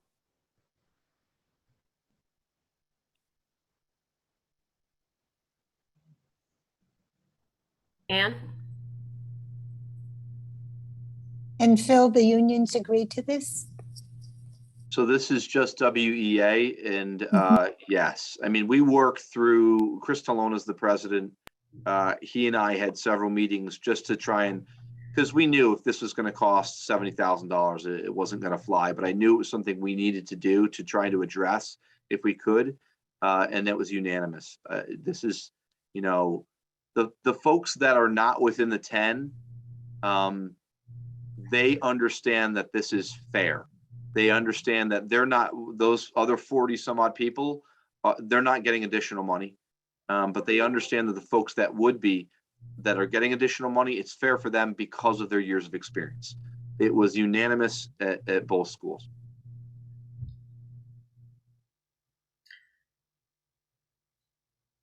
Okay, seeing no more questions, do I have a motion?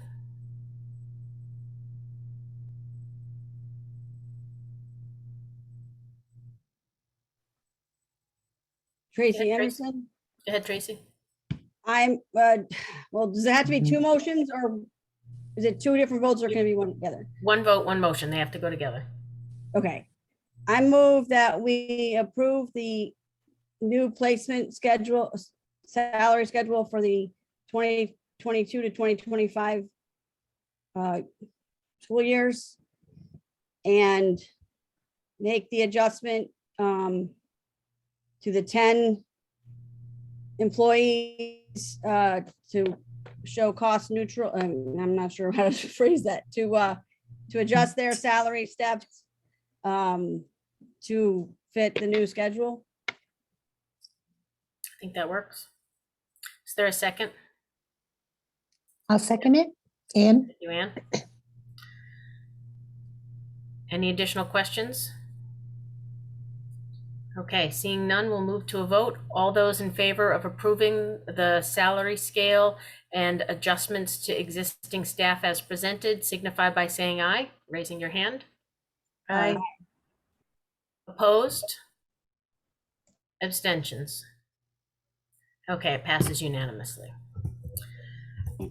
Okay, moving on now to old business is the educational specifications square footage review. Yep. So this is part one, and we do need a meeting that's just for this to go into further detail, but I'm going to show you what I sent out today. And last time when I was showing you what we had and we were kind of identifying what you thought was important, that's what's going into this document, okay? So all the things that were in my presentation. So this is, again, draft. I'm not going to spend time going through the introduction. It's got your goals in here, what the project rationale was. You can read this on your own. You'll have time to do that. It just gives some of the history of how the school building committee was formed, you know, the number of students, some of that background information that we have, and what we're looking for. I think what the Board of Ed is looking for based upon your feedback, what the actual project would be that again, it just says pre-K through 8th grade school, okay? And then what are those needs? And it just basically, you know, you go through the various things, the building codes that are in there, the general features, technology, school security. When we get down to the square footage, this is what everyone's looking for. This is determined. You're eligible. I say you, Willington, is eligible for approximately 56,000 square feet for full reimbursement. Okay. That is based upon our enrollment. That is how it is calculated by the state. They do your highest year in your enrollment over a 10-year enrollment or in top 8 years or something like that. And we're eligible for about 56,000 in reimbursement. Okay. And I'm going to get to the big number first, and then I'll go through each of these. So I developed this portion with Scott Pellman, and the administrators have walked through this. I've gotten some feedback from the staff. What do you need, sizes, and obviously your feedback now. So we broke this down into some academic classroom sections. This happens to have grades in it, results in 23,624. There's specialized rooms, which is the science rooms. It's the instrumental music, foreign language, intervention. That's about 10,000 square feet. Special education, the different various rooms that they need for pull-out instruction, so psychologist, social worker, is about 3,000 square feet. The administrative area, which is, the nurses' room, the administrative offices, the conference rooms, the pupil services office, curriculum office, all those things is, again, 3,100 square feet. Common areas, this is, that learning commons, which would be the library, makerspace, TV studio kind of setup, storage, cafeteria, gym, all of these spaces. Your program is 55. But your service areas and grossing factor, which obviously you need, your IT room, your MDF, IDF, your custodial storage, electrical closets, you're looking at 16,000. This 71,000 square feet is what you need programmatically based upon most of what you want that you have today. Okay. The outliers are the things that you were questioning that you wanted to add in here. You noticed that there were no locker rooms. So I said, you'd be looking at probably an additional 1,200 square feet. You were looking at an auditorium, and I had some conversations with both teachers at Hall, where they've had some bigger concerts and shows. And just about the size, and actually I think Jane Castle was there with us too, and they had the concert. And a 200-person, 200-seat auditorium doesn't make sense for you. You just knock it. Most of your seating that you have of what's in your gym now, when you use the gym, is 400. You fit 300 in the bleachers and the chairs on the floor. You're easily another 100. So this is approximately a 450-person auditorium. Okay. And then you were saying, what do we do if we need an extra classroom? It's 900 square feet is the ballpark for a classroom. So with these additional things, you're looking at 81,000 square feet. All right. Again, your full eligible reimbursement would be 56,000. Now, it's not. You can always adjust your decision making, and I want to be clear about that. So you could say this is we still want to put it in. This is where what we believe we need for programs, and we have some extenuating circumstances. So there are space waivers. You can apply for a space waiver from the state with really, you need some concrete arguments. Things like, well, we're moving from 2 schools to 1. You're only going to have to provide reimbursement in the future for 1 school, not 2 schools. So they're going to see savings there. This would be the only school in the district for pre-K through 8th grade. And, we would like an auditorium to be part of that because we have such a strong music program, and it could also be used by the town. there are things that you could do, you know, that you could say that you could apply for a space standard. You might get some of it, you might get none of it, you might get all of it. So after a conversation with Scott Pellman about this from Colliers, he's kind of saying, really to me, put in what you think your ed spec should be. If you think you need this additional classroom, you really have to justify the why. And part of the justification why is what you're going through tonight, right? All of a sudden we have 41 kindergarten kids. And if we have the exact number, what do we do? We need a space that we could use. That would be one of your justifications. And so you would build justification for each of these things. I don't know too many middle schools without locker rooms. I'm going to tell you, I don't think they use the showers a lot in any middle school locker room or high school locker room. Typically the showers are not used. But one of the things you spoke about when you talked about the ed spec was the need for locker rooms or storage for those materials. So kids can't, you know, when they bring in their bags for athletics, they're not stuck. Okay. If the space waiver was denied, and you already need a space, you're already going to apply for a space waiver at 71,000, right? I don't know that they're going to approve a 30,000 square foot space waiver. I don't know that they will. You could always adjust this after the fact. The other thing, we actually have it was just scheduled. We have a meeting scheduled with the state next week to just give them a really raw look at what options are out there. Really, the two options are renovating Hall School to make it a pre-K through 8th grade, or a new site on a new school on a new site, pre-K through 8th grade, to share some of the factors in this and to talk about this, to get their feedback on how do we get around this, because you need a certain amount of square footage to have a pre-K through 8th grade. It's got to be a bigger building because of the requirements to meet a middle school program. And so that's, again, part of an argument you have to push forward. So I'm just going to scroll up, and then I'll just give you a chance to digest this and ask questions. The square footage area per room is a number that I did not develop. It is what you see in ed specs. It's the number that, you know, Scott Pellman said, this is a good number that you bring to the state. When you have an 800 or 900 square foot classroom, that's the size of a typical classroom. You just do the math, 4 times 900, 3,600. There's typical sizes for individual toilet rooms, storage area. The breakout areas, again, are small. We saw them when we went to Birch Grove. There's breakout areas. There's a breakout area for each of these grade levels. You can see there's 2 for grades 1 through 4, 2 for grades 5 through 8, and those are just spaces for additional small group instruction outside of the classroom.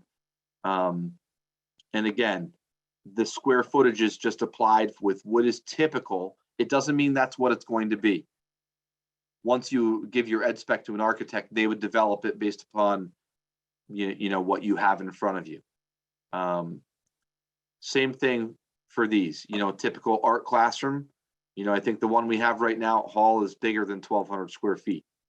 But this is a typical size for an art classroom. And so it just goes through, and these are all the spaces that you currently have and use. You know, the school-based mental health site you is part of your agreement. It's just an office. It's 150 square feet. It's enough to fit a desk and a table in. And it just goes through. Obviously, Marcia provided feedback on what we need for spaces for special education. And same thing for the square footage for nurse's office and the waiting area, things like that. The things that are the killers. When you have a pre-K through 8th grade building, your cafeteria, this cafeteria is designed for 3 waves of approximately 150 students.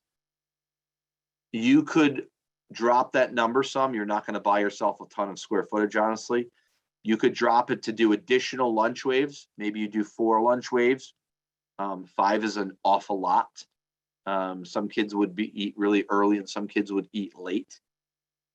That is a big square footage killer. So is a gym. Now, this, even though this says auditorium right here, that is not your auditorium. This is what we would call a gymatorium.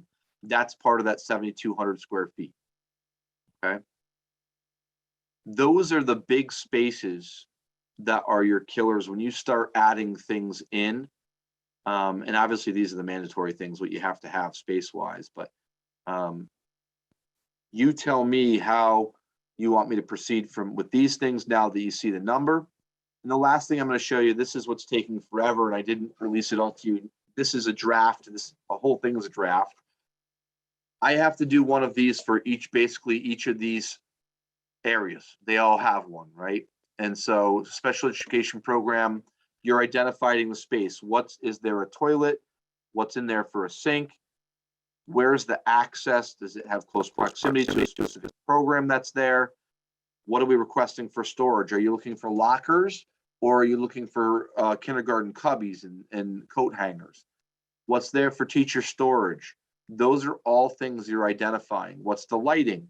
What's the flooring? Is part of the flooring half carpet, half tile? Are there whiteboards? Are there bulletin boards? How many, and you see this in the Mansfield one. Oh, I can't highlight in this. We wanted, it was actually Tallinn, sorry, 3 different types of seatings. So they had their typical desk and a chair, but they also had their choice from 3 additional styles. A seat rocker on the ground. They had a different, like a ball chair, a wobble chair. Those are different additional things you would build into this. That's some of this, what those other furniture are, and if there's any additional equipment. So this is what gets built for all of these. This is why it turns out to be 60 pages. All right, but for tonight's purpose, it was really, I wanted to give you a sense last time of, go live the dreamland. What do you want for programs? This is the time, as I think it was James that said it, this is your time to dream. What would you put in if you could? And then look at the size. And so if you give an 80,000 square foot school to the SBC, that's what you're giving them. If they, the state says absolutely not, you're only going to get 65 with your space waiver. You'd have to go back and you'd have to adjust your ed spec and make some decisions about how you would do that.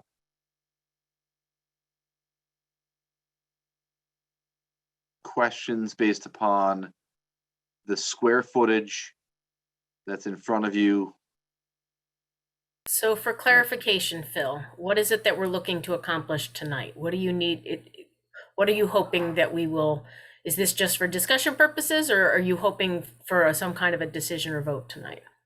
It's not a vote, but I need some direction, because when I continue to work the forms, I don't want to write the forms to find out that you realize that, a 35,000 square foot space waiver might not be acceptable. If you say, let's go for it, let's shoot for the moon, then I'm going to fill out all the forms. But the 3 things that I believe that you've discussed in your first 2 sessions that were not in this plan, that are not in this plan, are those 3 things right there. I don't know that there's anything else. Outdoor is easier. Like you can say, hey, we want to put an outdoor classroom space. Well, it doesn't impact your building size. There's a cost to it.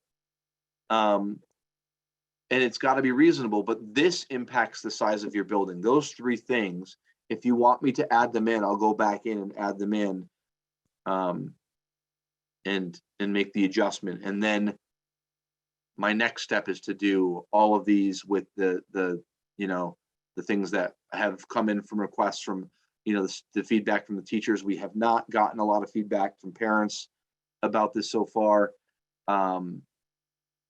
Other than just the older presentations that we had done. But the admins weighed in on this. The teachers had a survey to ask what they were looking for, that we got some feedback on. Now it's to the board level of, do you want me to add these things in? I see Donna's hand up. and then Anne, and then Herb. So a couple quick questions.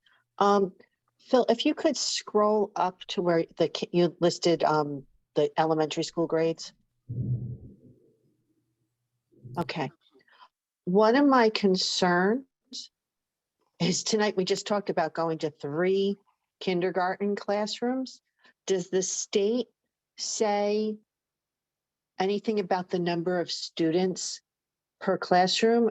And if we go to 3, under this model, if we go to 3 kindergarten classrooms, then we'd only have 1 preschool classroom. And I'm not sure if that's going to be a problem. That's my first question. Yep. So the answer is the state just looks at your numbers. They look at your enrollment projection, and that's what this is built off. So, you know, when people say, well, you don't have enough, this has 2 pre-K and 2K classes. And then you look at grades 1 through 4, and there's only 2 sections for every single grade level, 2 for 1, 2 for 2, 2 for 3, 2 for 4, which makes up the 8. And that was based upon the number on the enrollment projection. That's what they're looking at. And again, the argument where they might approve a space waiver is that, look, we're small. We can't, you know, if we had 10 first grade classrooms and suddenly we have a bubble of more kids, you can distribute those kids across those 10 first grade classrooms, right? It's not an issue. But when you only have 2 or 3, you don't have anywhere else to put them. And so that's, I think that's the point of why the board last time was saying, like, we should really at least build in 1 additional classroom to hopefully provide us some flexibility.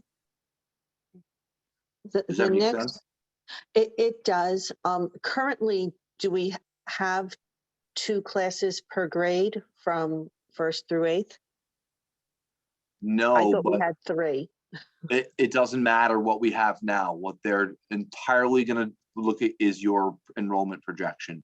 And our enrollment projection says for the elementary 2 through 4th grade, 2 classes per grade level, pre-K through 4.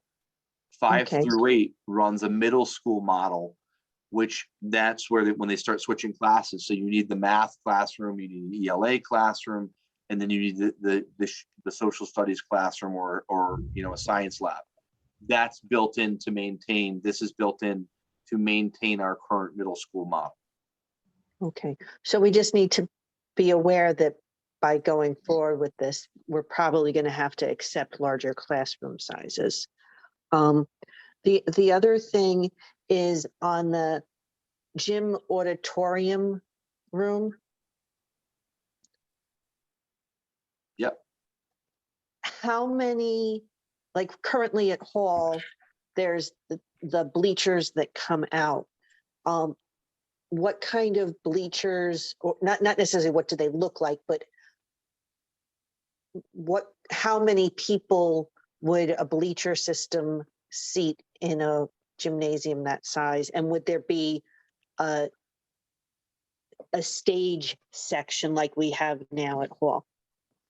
So that's a decision. So you wouldn't have a stage, obviously, if you did an auditorium. If you did a gymatorium, you would build a stage connected to, it's typically done either through the cafeteria or the gymnasium. And it's probably about this gym is probably about the size of the gym at Hall School right now.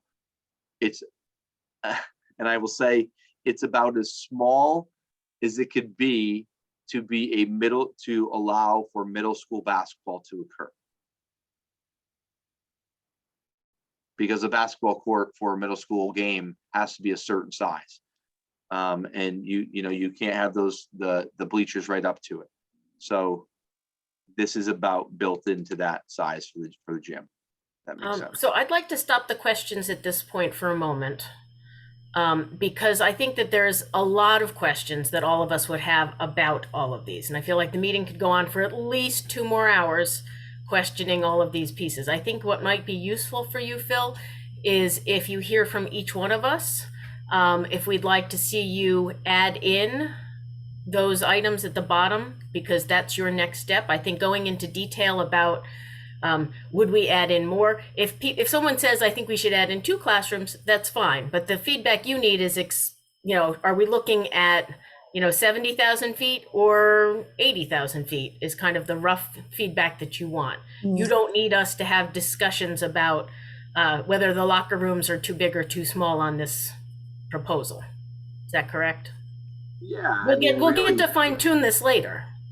You will. I mean, realistically, this is based, if you want to maintain the program you have today, this is about the size. 71,000 square feet is what you would need for a pre-K through 8th grade building.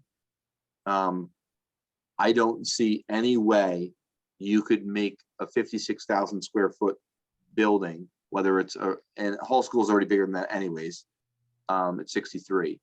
But if you were going to do a new building, I don't know how you couldn't possibly do a 56,000 square foot building and maintain all your program.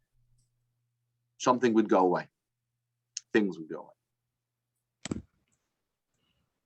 Okay, so if anyone has a question, they cannot wait. They cannot hold until we get to fine tune this. And it's specifically about the larger issues of the square footage, the locker room, the auditorium, the classroom. I'll entertain those now. Herb, I see your hand.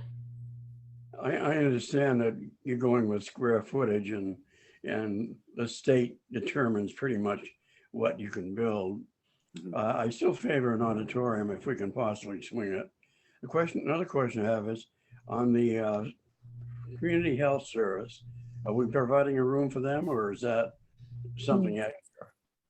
Correct. It's in there. It's just an office. It's 150 square feet. 150 square feet. Small. Would anyone else like to weigh in with their thoughts about the locker room, the auditoriums, the extra classroom, or the total square footage? Anne, I saw your hand. Is that? It's not really about that, Michelle, but I think, Phil, do you need some numbers to give the state when you meet with them next week? I was thinking that perhaps if you could share, the fact that according to your ed spec so far, we need the 71,000 square feet. And then possibly mention that a dream of the community is to have the auditorium for 81,000. And then, and then mention that we are eligible for 56 and maybe start to entertain the idea of waivers. Is that what you need? Yeah, that's part of the conversation. And part of the conversation too is, and if the board in their ed spec wants to put in an auditorium, again, you can change it later. It doesn't mean you're going to get it. It just means, yes, we want it in the ed spec. I thought it was really important to show you though, based upon your programs now, when you're at 71,000, you're going to add 8,000 more. That's almost a 10%. It's a lot of additional square footage. And so if the board supports that, I support that too. But I need to go to the state with a number. This initial number is so they understand the 71,000 square feet. The second part of that question, Ann, is what will they allow? Would they allow the town to do? Typically, when you look at auditoriums, they operate on their own. They're typically, because their size, they have their own heating and cooling systems. There are some things that are connected, but if you could potentially would they allow this to go in? How bad would it hurt our reimbursement percentage? I think that's information we would want to know. Or would they allow a space waiver? But the second part of that is, if the town decided they wanted to do this on their own, would they then not hurt us on our reimbursement rate and just make it a second question on the referendum? So if it was, we're going to run the question that goes to referendum was a renovation of Hall School. It's 63,000 square feet. You can't put an auditorium in the current square the way it is. You would build it on. If you built it on, could we build on? Would the referendum question would be, would you support the renovation of Hall School to a brand new building, renovated, everything's new, to new? And the second question would be, if question 1 passes, would you also then support an auditorium or not? That's a question for the state. I don't know that yet. Yeah, the other thing that the conversation you could have with the state is, could we maintain a space so that if in the future we could add an auditorium? Right. You know all what those I mean? questions are, and all of those questions we know, as part of the SBC. What I need to know from the Board of Ed is in your ed spec, do you want me to add, and it's not a vote, you're just saying, yeah, we think we should put it in there. Herb just said, yeah, I think you should put an auditorium in. That's what I need to hear from you. So we're gonna go around person by person, and everybody can say what they think it should go in, because I think we're dragging this out and getting into too much detail for what you actually need from us tonight, and I don't want this to go on for hours. So I'll start and I'll model. I think you should ask for a minimum of 81,000 square feet. It's less than the 2 schools we currently have combined. So it is a reduction in square footage for what we have now. And I think we should make the case strongly for why we need everything that we need. And if it means that we think we need 2 extra classrooms to serve the number of kids we serve now with the class size we have now, then we add in those extra classrooms as well. Okay, who wants to go next? Laura? Yeah, I'm easy because I agree with you. I agree with Herb. I think put the auditorium in if it doesn't work out, but we need to try. We need to try for the waivers. Definitely the extra classroom. And if can't have the locker rooms, that's okay. But we definitely, I think, need the extra classrooms for the bubbles. You can always adjust it afterwards if you didn't get your. Okay, who wants to go next? Brianna? You got to come off mute. Yes to all 3 of those. Okay. Who wants to speak up next? Tracy? I agree to all of those as well. Donna? I would rather see, the list disappeared from the screen. Definitely the extra classroom. And I would rather see the gym auditorium larger so it's not, so that it's more usable, and ditch the auditorium. Okay. Who hasn't gone yet? Anne? I agree with go for the 81 and then negotiate from there. Okay. Herb, you did express some interest in the auditorium, but I'm not sure if you said anything specific about the overall square footage. Is there anything you want to add? No, I'm for the auditorium. Okay. So Phil, do you have enough information for that? Also, we should look into the locker rooms, the gymnasium. So the Board of Education is going to have to schedule a special meeting to look in detail at the education specifications. And I think that the comment made earlier, I believe by Mr. Marshall, about the need for community input at this stage is really essential. So if the community has thoughts about auditoriums and other places, we are going to need some kind of way for the community to provide some of that feedback. So Phil, I'd ask you to please figure out either, even if it's a Google survey linked to the web page and the town page so that people can tell us what they're thinking, or if it's a series of meetings, whatever the process is, we need to start figuring out the process through which we include community feedback into these educational specifications. Okay, are we ready to move on? Okay, I see a thumbs up, so I'm going to take it. Okay, moving on to our last item of old business is the posting of the curriculum on the website. So I would like to start by saying I have had a number of conversations with parents, with people who've talked to parents, with others, and I do think that we are hearing loud and clear that, especially since COVID, parents are feeling a greater need for information about what's happening in their kids' classrooms. I think that there's a communication gap that we just haven't been able to quite keep up with, in part because of technology and ways that we need to provide training and support for teachers to use that technology to provide ease of communication back to parents. It's not impossible, other districts do it. And I think that there's some plan that needs to be made at each school in terms of how we're going to meet that need. So apart from what the discussion about the curriculum, I think that we've always said that we're going to provide parent summaries, more usable and less jargony descriptions. But I'm not sure that's going to meet the need that's been expressed and that I've heard from other people.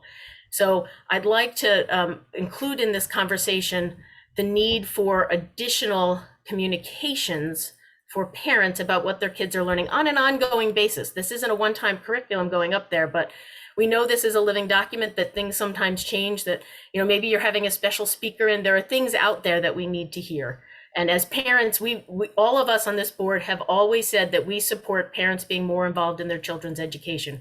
We welcome that, we encourage it, we want to hear from you. Even when you disagree with us, we want to hear from you because it helps us be better board members. So putting that out there, I just want to say that this is a bigger conversation. This isn't just about posting some of these 700 pages and making them available. So with that introduction, Phil, a number of questions were raised earlier about the questions of copyright. If we could even post what we have currently on the website, or if there's another way around any copyright issues, if you would go ahead and talk to that issue. Yep. So I reached out to the attorney, which is what the board had asked me to do. And I sent you her communication today. And she basically said that it is copyright infringement. If you're posting the curriculum materials that you're using, because there's so much of that material that is owned by them and they're for profit, that it would be copyright infringement if you put it on the website. The things that are on the website now are just standards. So there's not a specific program, whereas a lot of the work that Aaron and Kristen is, and I'm just going to speak to ELA at this point, that's gone into that curriculum for ELA is from specific programs. And the idea that we've used that and put it into our own document, and then it goes out to the global community for public access, that is the difference. So we were talking about, well, how could FOI come into play here and how versus the website? And she basically said, because there's a large portion on the website, it's accessible by anyone, anywhere. Someone in Arkansas could go, hey, I'm going to use this curriculum, and now they don't have to buy the materials from Readers Writers Workshop. That would be copyright infringement. We would be in trouble for that. If it were on an internal password protected website, it would be okay for staff because it's for our purpose. But if you publish that password to the public, that would then be copyright infringement. The difference for the copies and for people coming in to view curriculum, I asked specifically about the ability to make the binders. And I said, is that copyright infringement? Because it's not going out to anybody under the sun. It's going out to Willington community members who wanted to check it out. And she said, because it's not accessible, again, you're not going to get someone from Ashford coming in to take it out. That's not what the purpose is. It would be someone from the Willington community that could take it out. She said that doesn't fall into that whole global reach.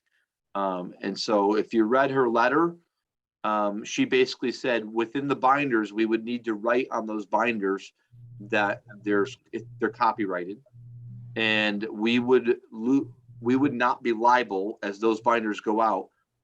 If a community member made copies, they are now liable. We are not, and shared those, which is typical. Just like if you copied books from the public library, that person would be liable, not the public library. So that was her recommendation. I realize people are looking for ways for this to be available, and maybe this is the reason why a lot of districts don't have their complete curriculum on there and they just have their snapshot. But she felt like it, based upon her letter, she stated it would be copyright infringement. Okay, so it sounds like currently the option that's available to us legally would be to have binders of the 700, or once they're done, who knows how many. I don't want to give you a number, Aaron, for fear of jinxing us how many pages it'll be, but multiple binders of the curriculum and multiple copies of those that would be available. Would they be available to be checked out overnight so that people who couldn't read them or wanted to read them over a weekend or something could do so? Yeah, we would just, I would say, I don't know how much people would want them, but I mean, if we had 2 to 3 of each set, because, binder, one set of ELA is 400 pages, something like that, right? And so, if they wanted to take that out for a week and then bring it back and take another one out, that's just how we would do it. And we would just monitor that. But we would do it out of my office. Okay. Donna, I see your hand. Could we put a set at the library at least? The same concept, because people would be checking out the curriculum just like they would check out a regular library book? We couldn't monitor it if we were going to make any changes. I wouldn't know what, who had it, but that's up to the board. I'm not sure that's a. The question with the libraries, we'd have to make sure that it's not available for interlibrary loan, that it could only be taken out by Willington residents. So that would be one stipulation that I would have if it were to be in a public library. The other thing I wouldn't know is, I just don't have a sense of how many people are going to look at it. I can look at our clicks on our website, and I can tell you how many clicks people have had in the past on our curriculum or not had. And that's one thing about if something was at the library, we would know. If it's in my office, I would know. My connection's unstable. Okay, we can still hear you, Phil, so I think we're good on that. But I do want to move things along in case we get cut off. I want to make sure that we're able to get through all of the items on our agenda. Donna, do you have any additional questions that have to be handled right now? Yeah, I guess my question is, you put it at the library, and as long as it's stipulated that it's not available for interlibrary loan, and maybe you can stipulate that only a Willington library card holder, because I know I can go take library books out of other schools or other towns. You have to have a Willington library card, and that way that it's really not. Do we care if nobody takes it out or if everybody takes it out? It's, we shouldn't have to monitor it. Sorry, I was saying that, Donna. So if I needed to make an additional binder, that if there was, a lot of people were taking it out and we needed to make an additional set of something, I would make an additional set. That was my point. Sorry. My only other concern about putting something in the library is if it were a loose leaf binder, it's way too easy to take pages out. If there's some way to pay the cost to actually have it bound or spiral bound. I know you can take pages to Staples and for $10 get 100 pages wire bound or something. I think I'd be much more, I feel more comfortable with that. So I'd like to put out that maybe this is something we should explore a little further with the library to make sure they would be willing to put those stipulations on a copy so that we have copies at the main office and then also a copy at the library if they were willing to do that. Laura? Just a couple things. First, it's not one binder, right? Because what we've reviewed so far is almost 700 pages, and that's not even complete ELA. You're talking the math binder, social studies, science, and then art and music, PE, health, etc. Yeah. But my concern, I absolutely understand the parents who've talked about they want to be able to know what their students are doing and learning. I've never thought that the full curriculum would meet their needs. I understand the transparency, people want to see it, but I want to go back to what we talked about we would be able to put on our website that would help a third grade parent know what their child is going to be learning in third grade, as far as what each unit is about, what the standards are, the book list or whatever, and ways to help their child. Because we talked about that a while ago, and then it seems like we've lost that conversation. And to me, that is really important for parents to be able to go and look third grade. This is what we're doing. And then the other piece, and Michelle, you kind of alluded to this at first, because that's nice, and it's nice to be able to look at. But really,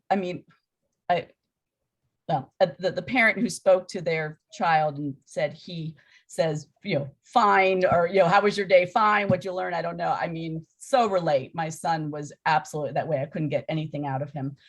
But if there's some way that we can have it so that all teachers have a Monday memo or have a website or blog or something that is letting parents know what their kids are learning about, not just that, but what's coming up. This has come up before, but I think this is something, this is what we're hearing from parents. They really want to know what's going on in the classroom. So I think that's something, I don't know how we can address that as a board, but I'd like that to be part of the conversation. So Tracy, go ahead. Oh, go ahead. Did you want to answer? I was just going to say, so what I'm hearing is we keep multiple copies as they're approved, not in draft form, but once they're approved in the Board of Education offices in the town hall basement. We explore with the library if they're willing to meet our limitations to keep one copy as they're approved in the public library. And we need to explore further ways that parents can find out what's happening with their children's education, whether it's a Monday memo or a blog or whatever that looks like. And it might look different for every classroom. It might look different for the two schools, but I think we need to explore this further. And I don't want to put more on teachers. I recognize they have been doing a yeoman's work, and learning a new curriculum is not lightweight work either. But that I think that this is something that we're hearing, and we can really leverage the benefits of our new curriculum if we're able to work with parents and they can help. If they know that October is poetry month, they're going to be able to have a poetry book from the library when they go next. So it can help us overall work together like that. Phil, does that sound like that's something that you could do, or is that something that's already being done? Is that a reasonable package? Curriculum related, or are you talking about the communication, the communication from teachers? Could you explore that with staff and get back to us at our next meeting about how we're going to address that? Next meeting, no. Okay. My staff is not here. Okay. So September, could we talk about this for September? Yeah, and I can already Okay. tell you there's some of this is already happening. Yeah, that's what I thought. But in order to make sure that parents have everything. Yep. Okay. Did I see a hand? Herb. Okay. And then Tracy. I agree with Laura. I think we have to be as transparent as possible, and we should try to get as much material that we can to the parents if they're interested. I think the attorney thing, getting into copyright laws and things like that is fine, but I think we still should provide the material so they have it either at the superintendent's office or at the library. And also the digest was suggested initially. I think, Phil, you mentioned the fact that that's what you wanted to do initially, just to put a little digest in the on our website, so parents would have that information. But in the digest, could we not only give them kind of a gist of what is in the curriculum, but also a listing of their references that they're using in the curriculum. That wouldn't infringe on copyright laws. Yeah, you're right. And I think that's what Laura was talking about, is going back to what we already said, we'd put out to the public, and really those curriculum guides that can be placed on our website, because it's not regurgitating curriculum. It's in using the programs. It's about, how can you help your child at home? Here's some of the things that your child's going to learn in first grade, and break it down. There's obviously additional information that needs to come from the teachers, but that's the type of thing that we talked about, and we can definitely do, and that's not copyright because it's not straight from the program.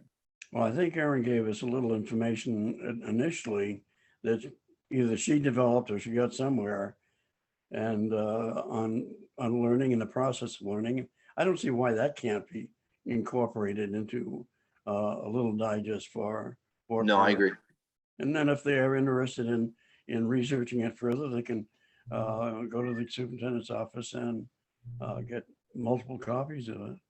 What we might be able to do and I'm going to say this knowing it's summer, sorry, Aaron, what we might be able to do is for the August meeting is now that ELA is approved, even though we don't have the phonics portion still, I think we could probably, now that it's approved, we could probably pull together kind of an ELA snapshot for grade levels for parents. That could be, even though eventually we want one that's first grade and has all of them in it, all of the content areas within it, so a first grade parent can pull that.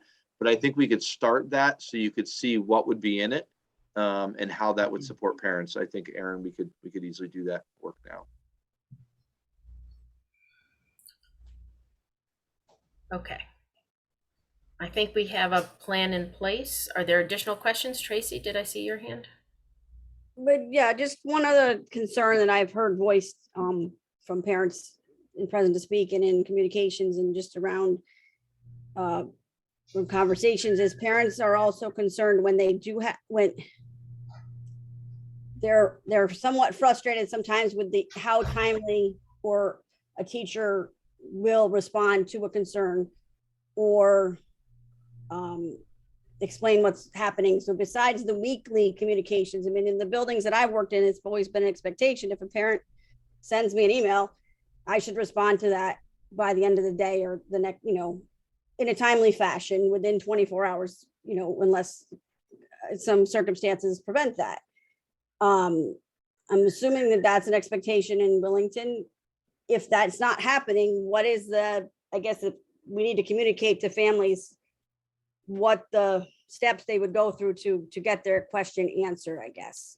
And that's I think the communication, but curriculum, but yeah, I think that is the expectation. I think it's actually in the handbooks. Don't quote me on that because I don't know the whole school handbook as well, but I believe it's in the handbooks. And anytime a teacher is not, or anybody's not getting in the district is not getting back to you, that's an issue that we want to hear about. So I think that's a different issue than the curriculum and where to post it, but I don't want to lose that because I think that's a part of this entire package. So when we come back and talk about this again in September, Phil, will you include that as well as something that we will, just to be sure it is included in both and is clearly spelled out for what parents, what process is to be used? So they don't jump over everybody's head and start calling you all the time, Phil. It's in your best interest. We're looking out for you. Brianna, I see your hand. Sorry, I said us, and really it's the direct is, if you miss the teacher, you go to the administrator. Right. Go ahead, Brianna. I just was wondering if there's time during back to school PD to work on those grade level snapshots. I don't know if you planned that yet. Nobody wants to talk about the going back to school part right now. Too soon, Brianna. I know you miss your kids and want to get back right away.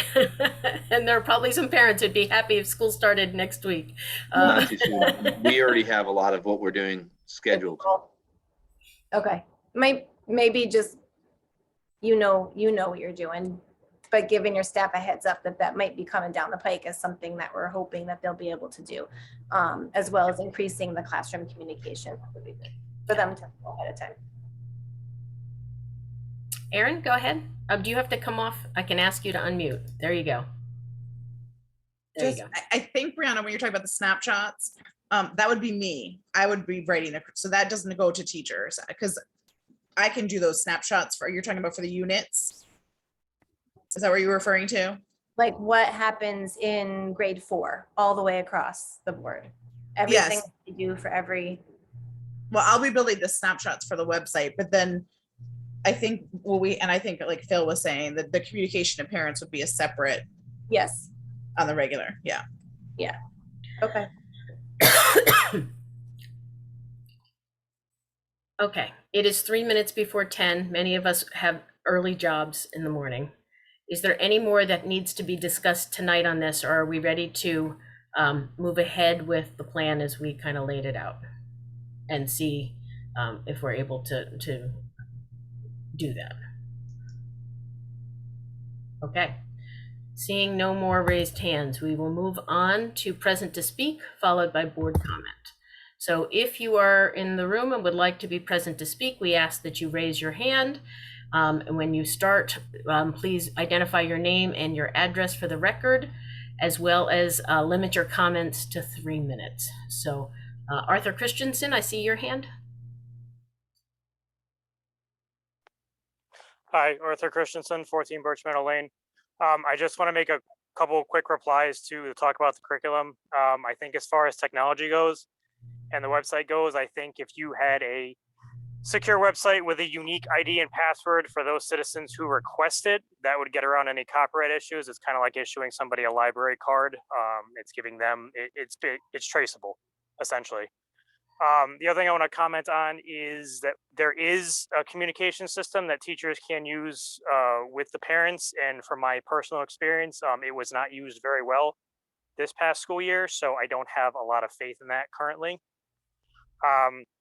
The other thing, one other thing I want to bring up is I know this is late and I know that I missed speaking about this earlier, but I did want to very much thank the teacher, administrator, whoever was responsible for the purchase of the Made in USA water bottles for the Earth Day celebration, at least at center school. I was very pleasantly surprised to see my daughter's water bottle when she came home with it was made in the USA.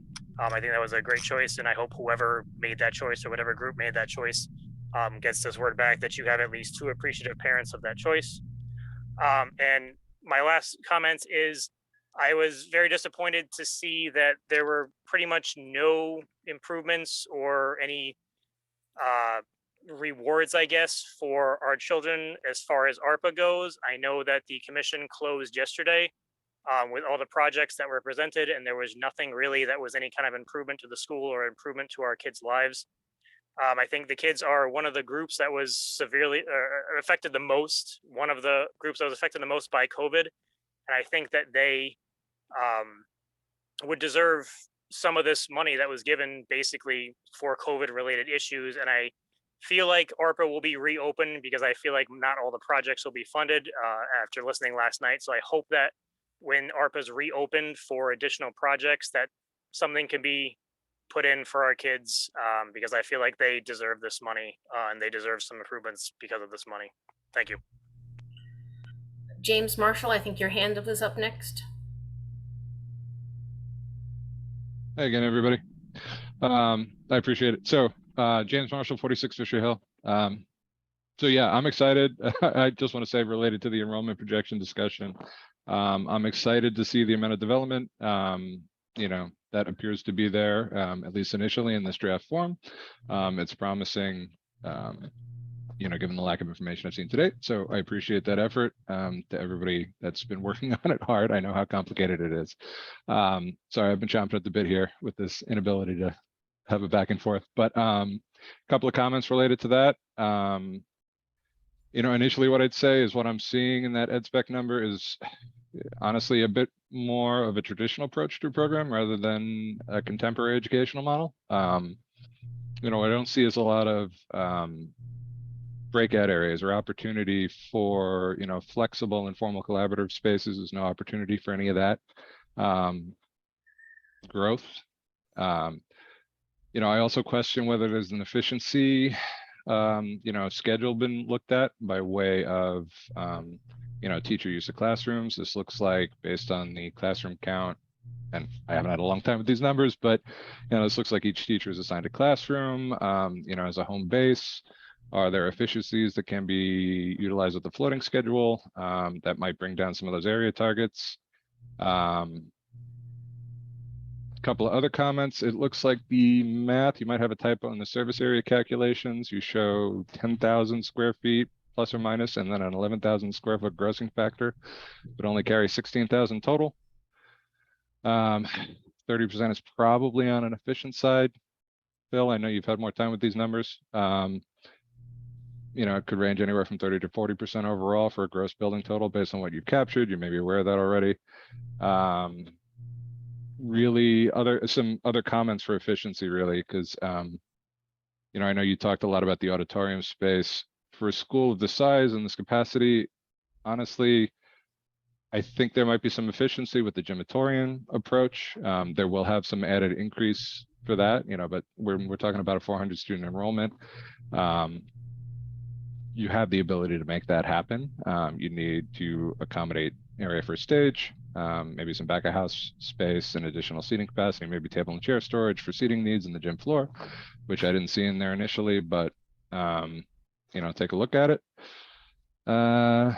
And I don't know, I have so many more notes here, but it's preliminary. I'm just saying, I'm excited to see where this is going. I do think, particularly because of the visioning and the opportunity for a more contemporary model, it really is critical to, weigh in and get buy-in from parents on this and buy-in from people with students in the community.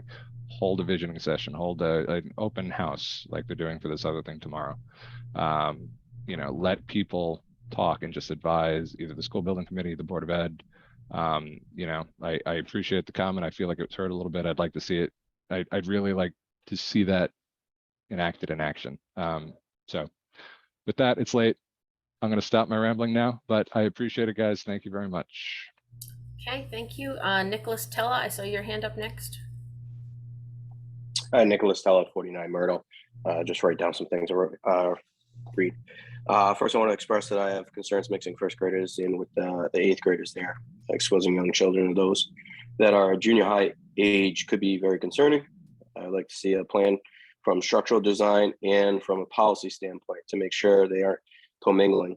Personally, I would like to see no new buildings built, but just do repairs to the current buildings. Town is going to build this, and then in 50 years, want to build another one instead of just maintaining from the beginning. Would like to see the projected student outlook published, seeing that the state's most up-to-date numbers from their actual website shows that Willington has been decreasing in population for the last 5 years. I believe I heard Melissa saying she's an activist. I would like to confirm that was said. I understand activism can be good or bad. In current times, I tend to view it poorly. If you do consider yourself an activist, I feel it's important to identify what you're activist for. That would be beneficial for parents that have kids in the school system or considering putting them in the government system. Thank you. And Ralph Toulis, I see your hand is up. Yes, it is.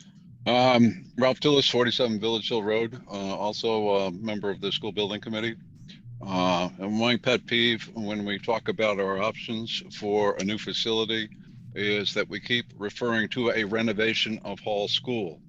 It's not quite that simple. And I know that Phil knows this.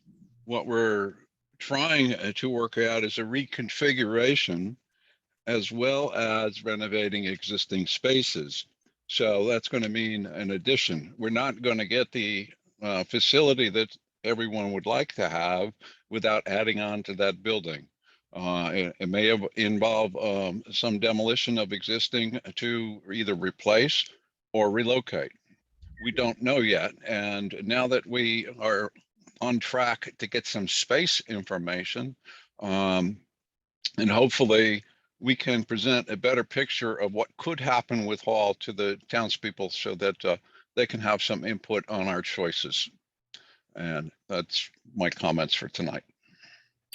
Okay, thank you. Is there anyone else who would like to participate and present to speak? Please raise your hand, or you can use the reaction button where it lets you raise your hand and we can see you and recognize you. Okay, seeing no one else, we'll move on to board comment. Who'd like to go first? Herb? I want to thank the superintendent for the building specifications, which are in process. And I'll be interested in the information that he gathers and presents to us at another meeting. Also, I hope that this summer, where we're preparing for next year, that we have a full staff when we begin the new year. I know that's going to be a problem, Phil, because of the shortage and also all kinds of factors that are involved in getting proper people in our teaching slots. Also, I want to thank Michelle for her comments at the beginning of the meeting regarding recognition of my birthday. Thank you. The hour was late, and that's all I'm going to say. Fair enough. Who's next?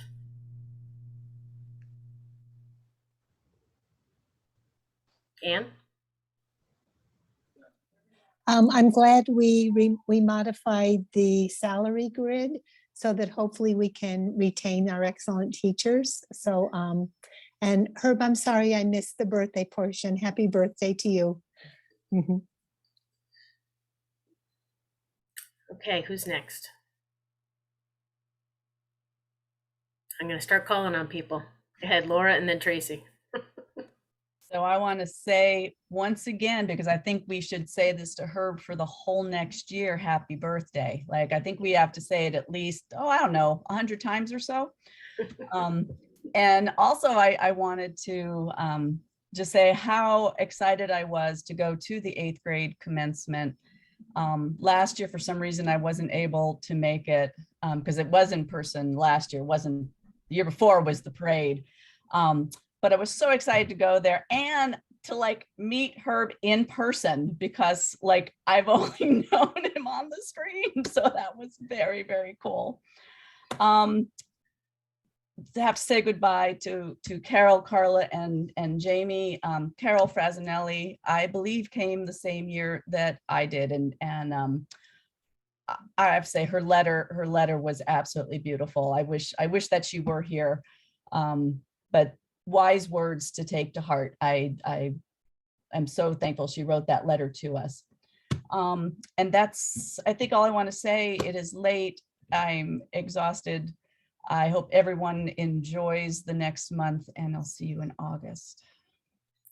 Thank you. Tracy?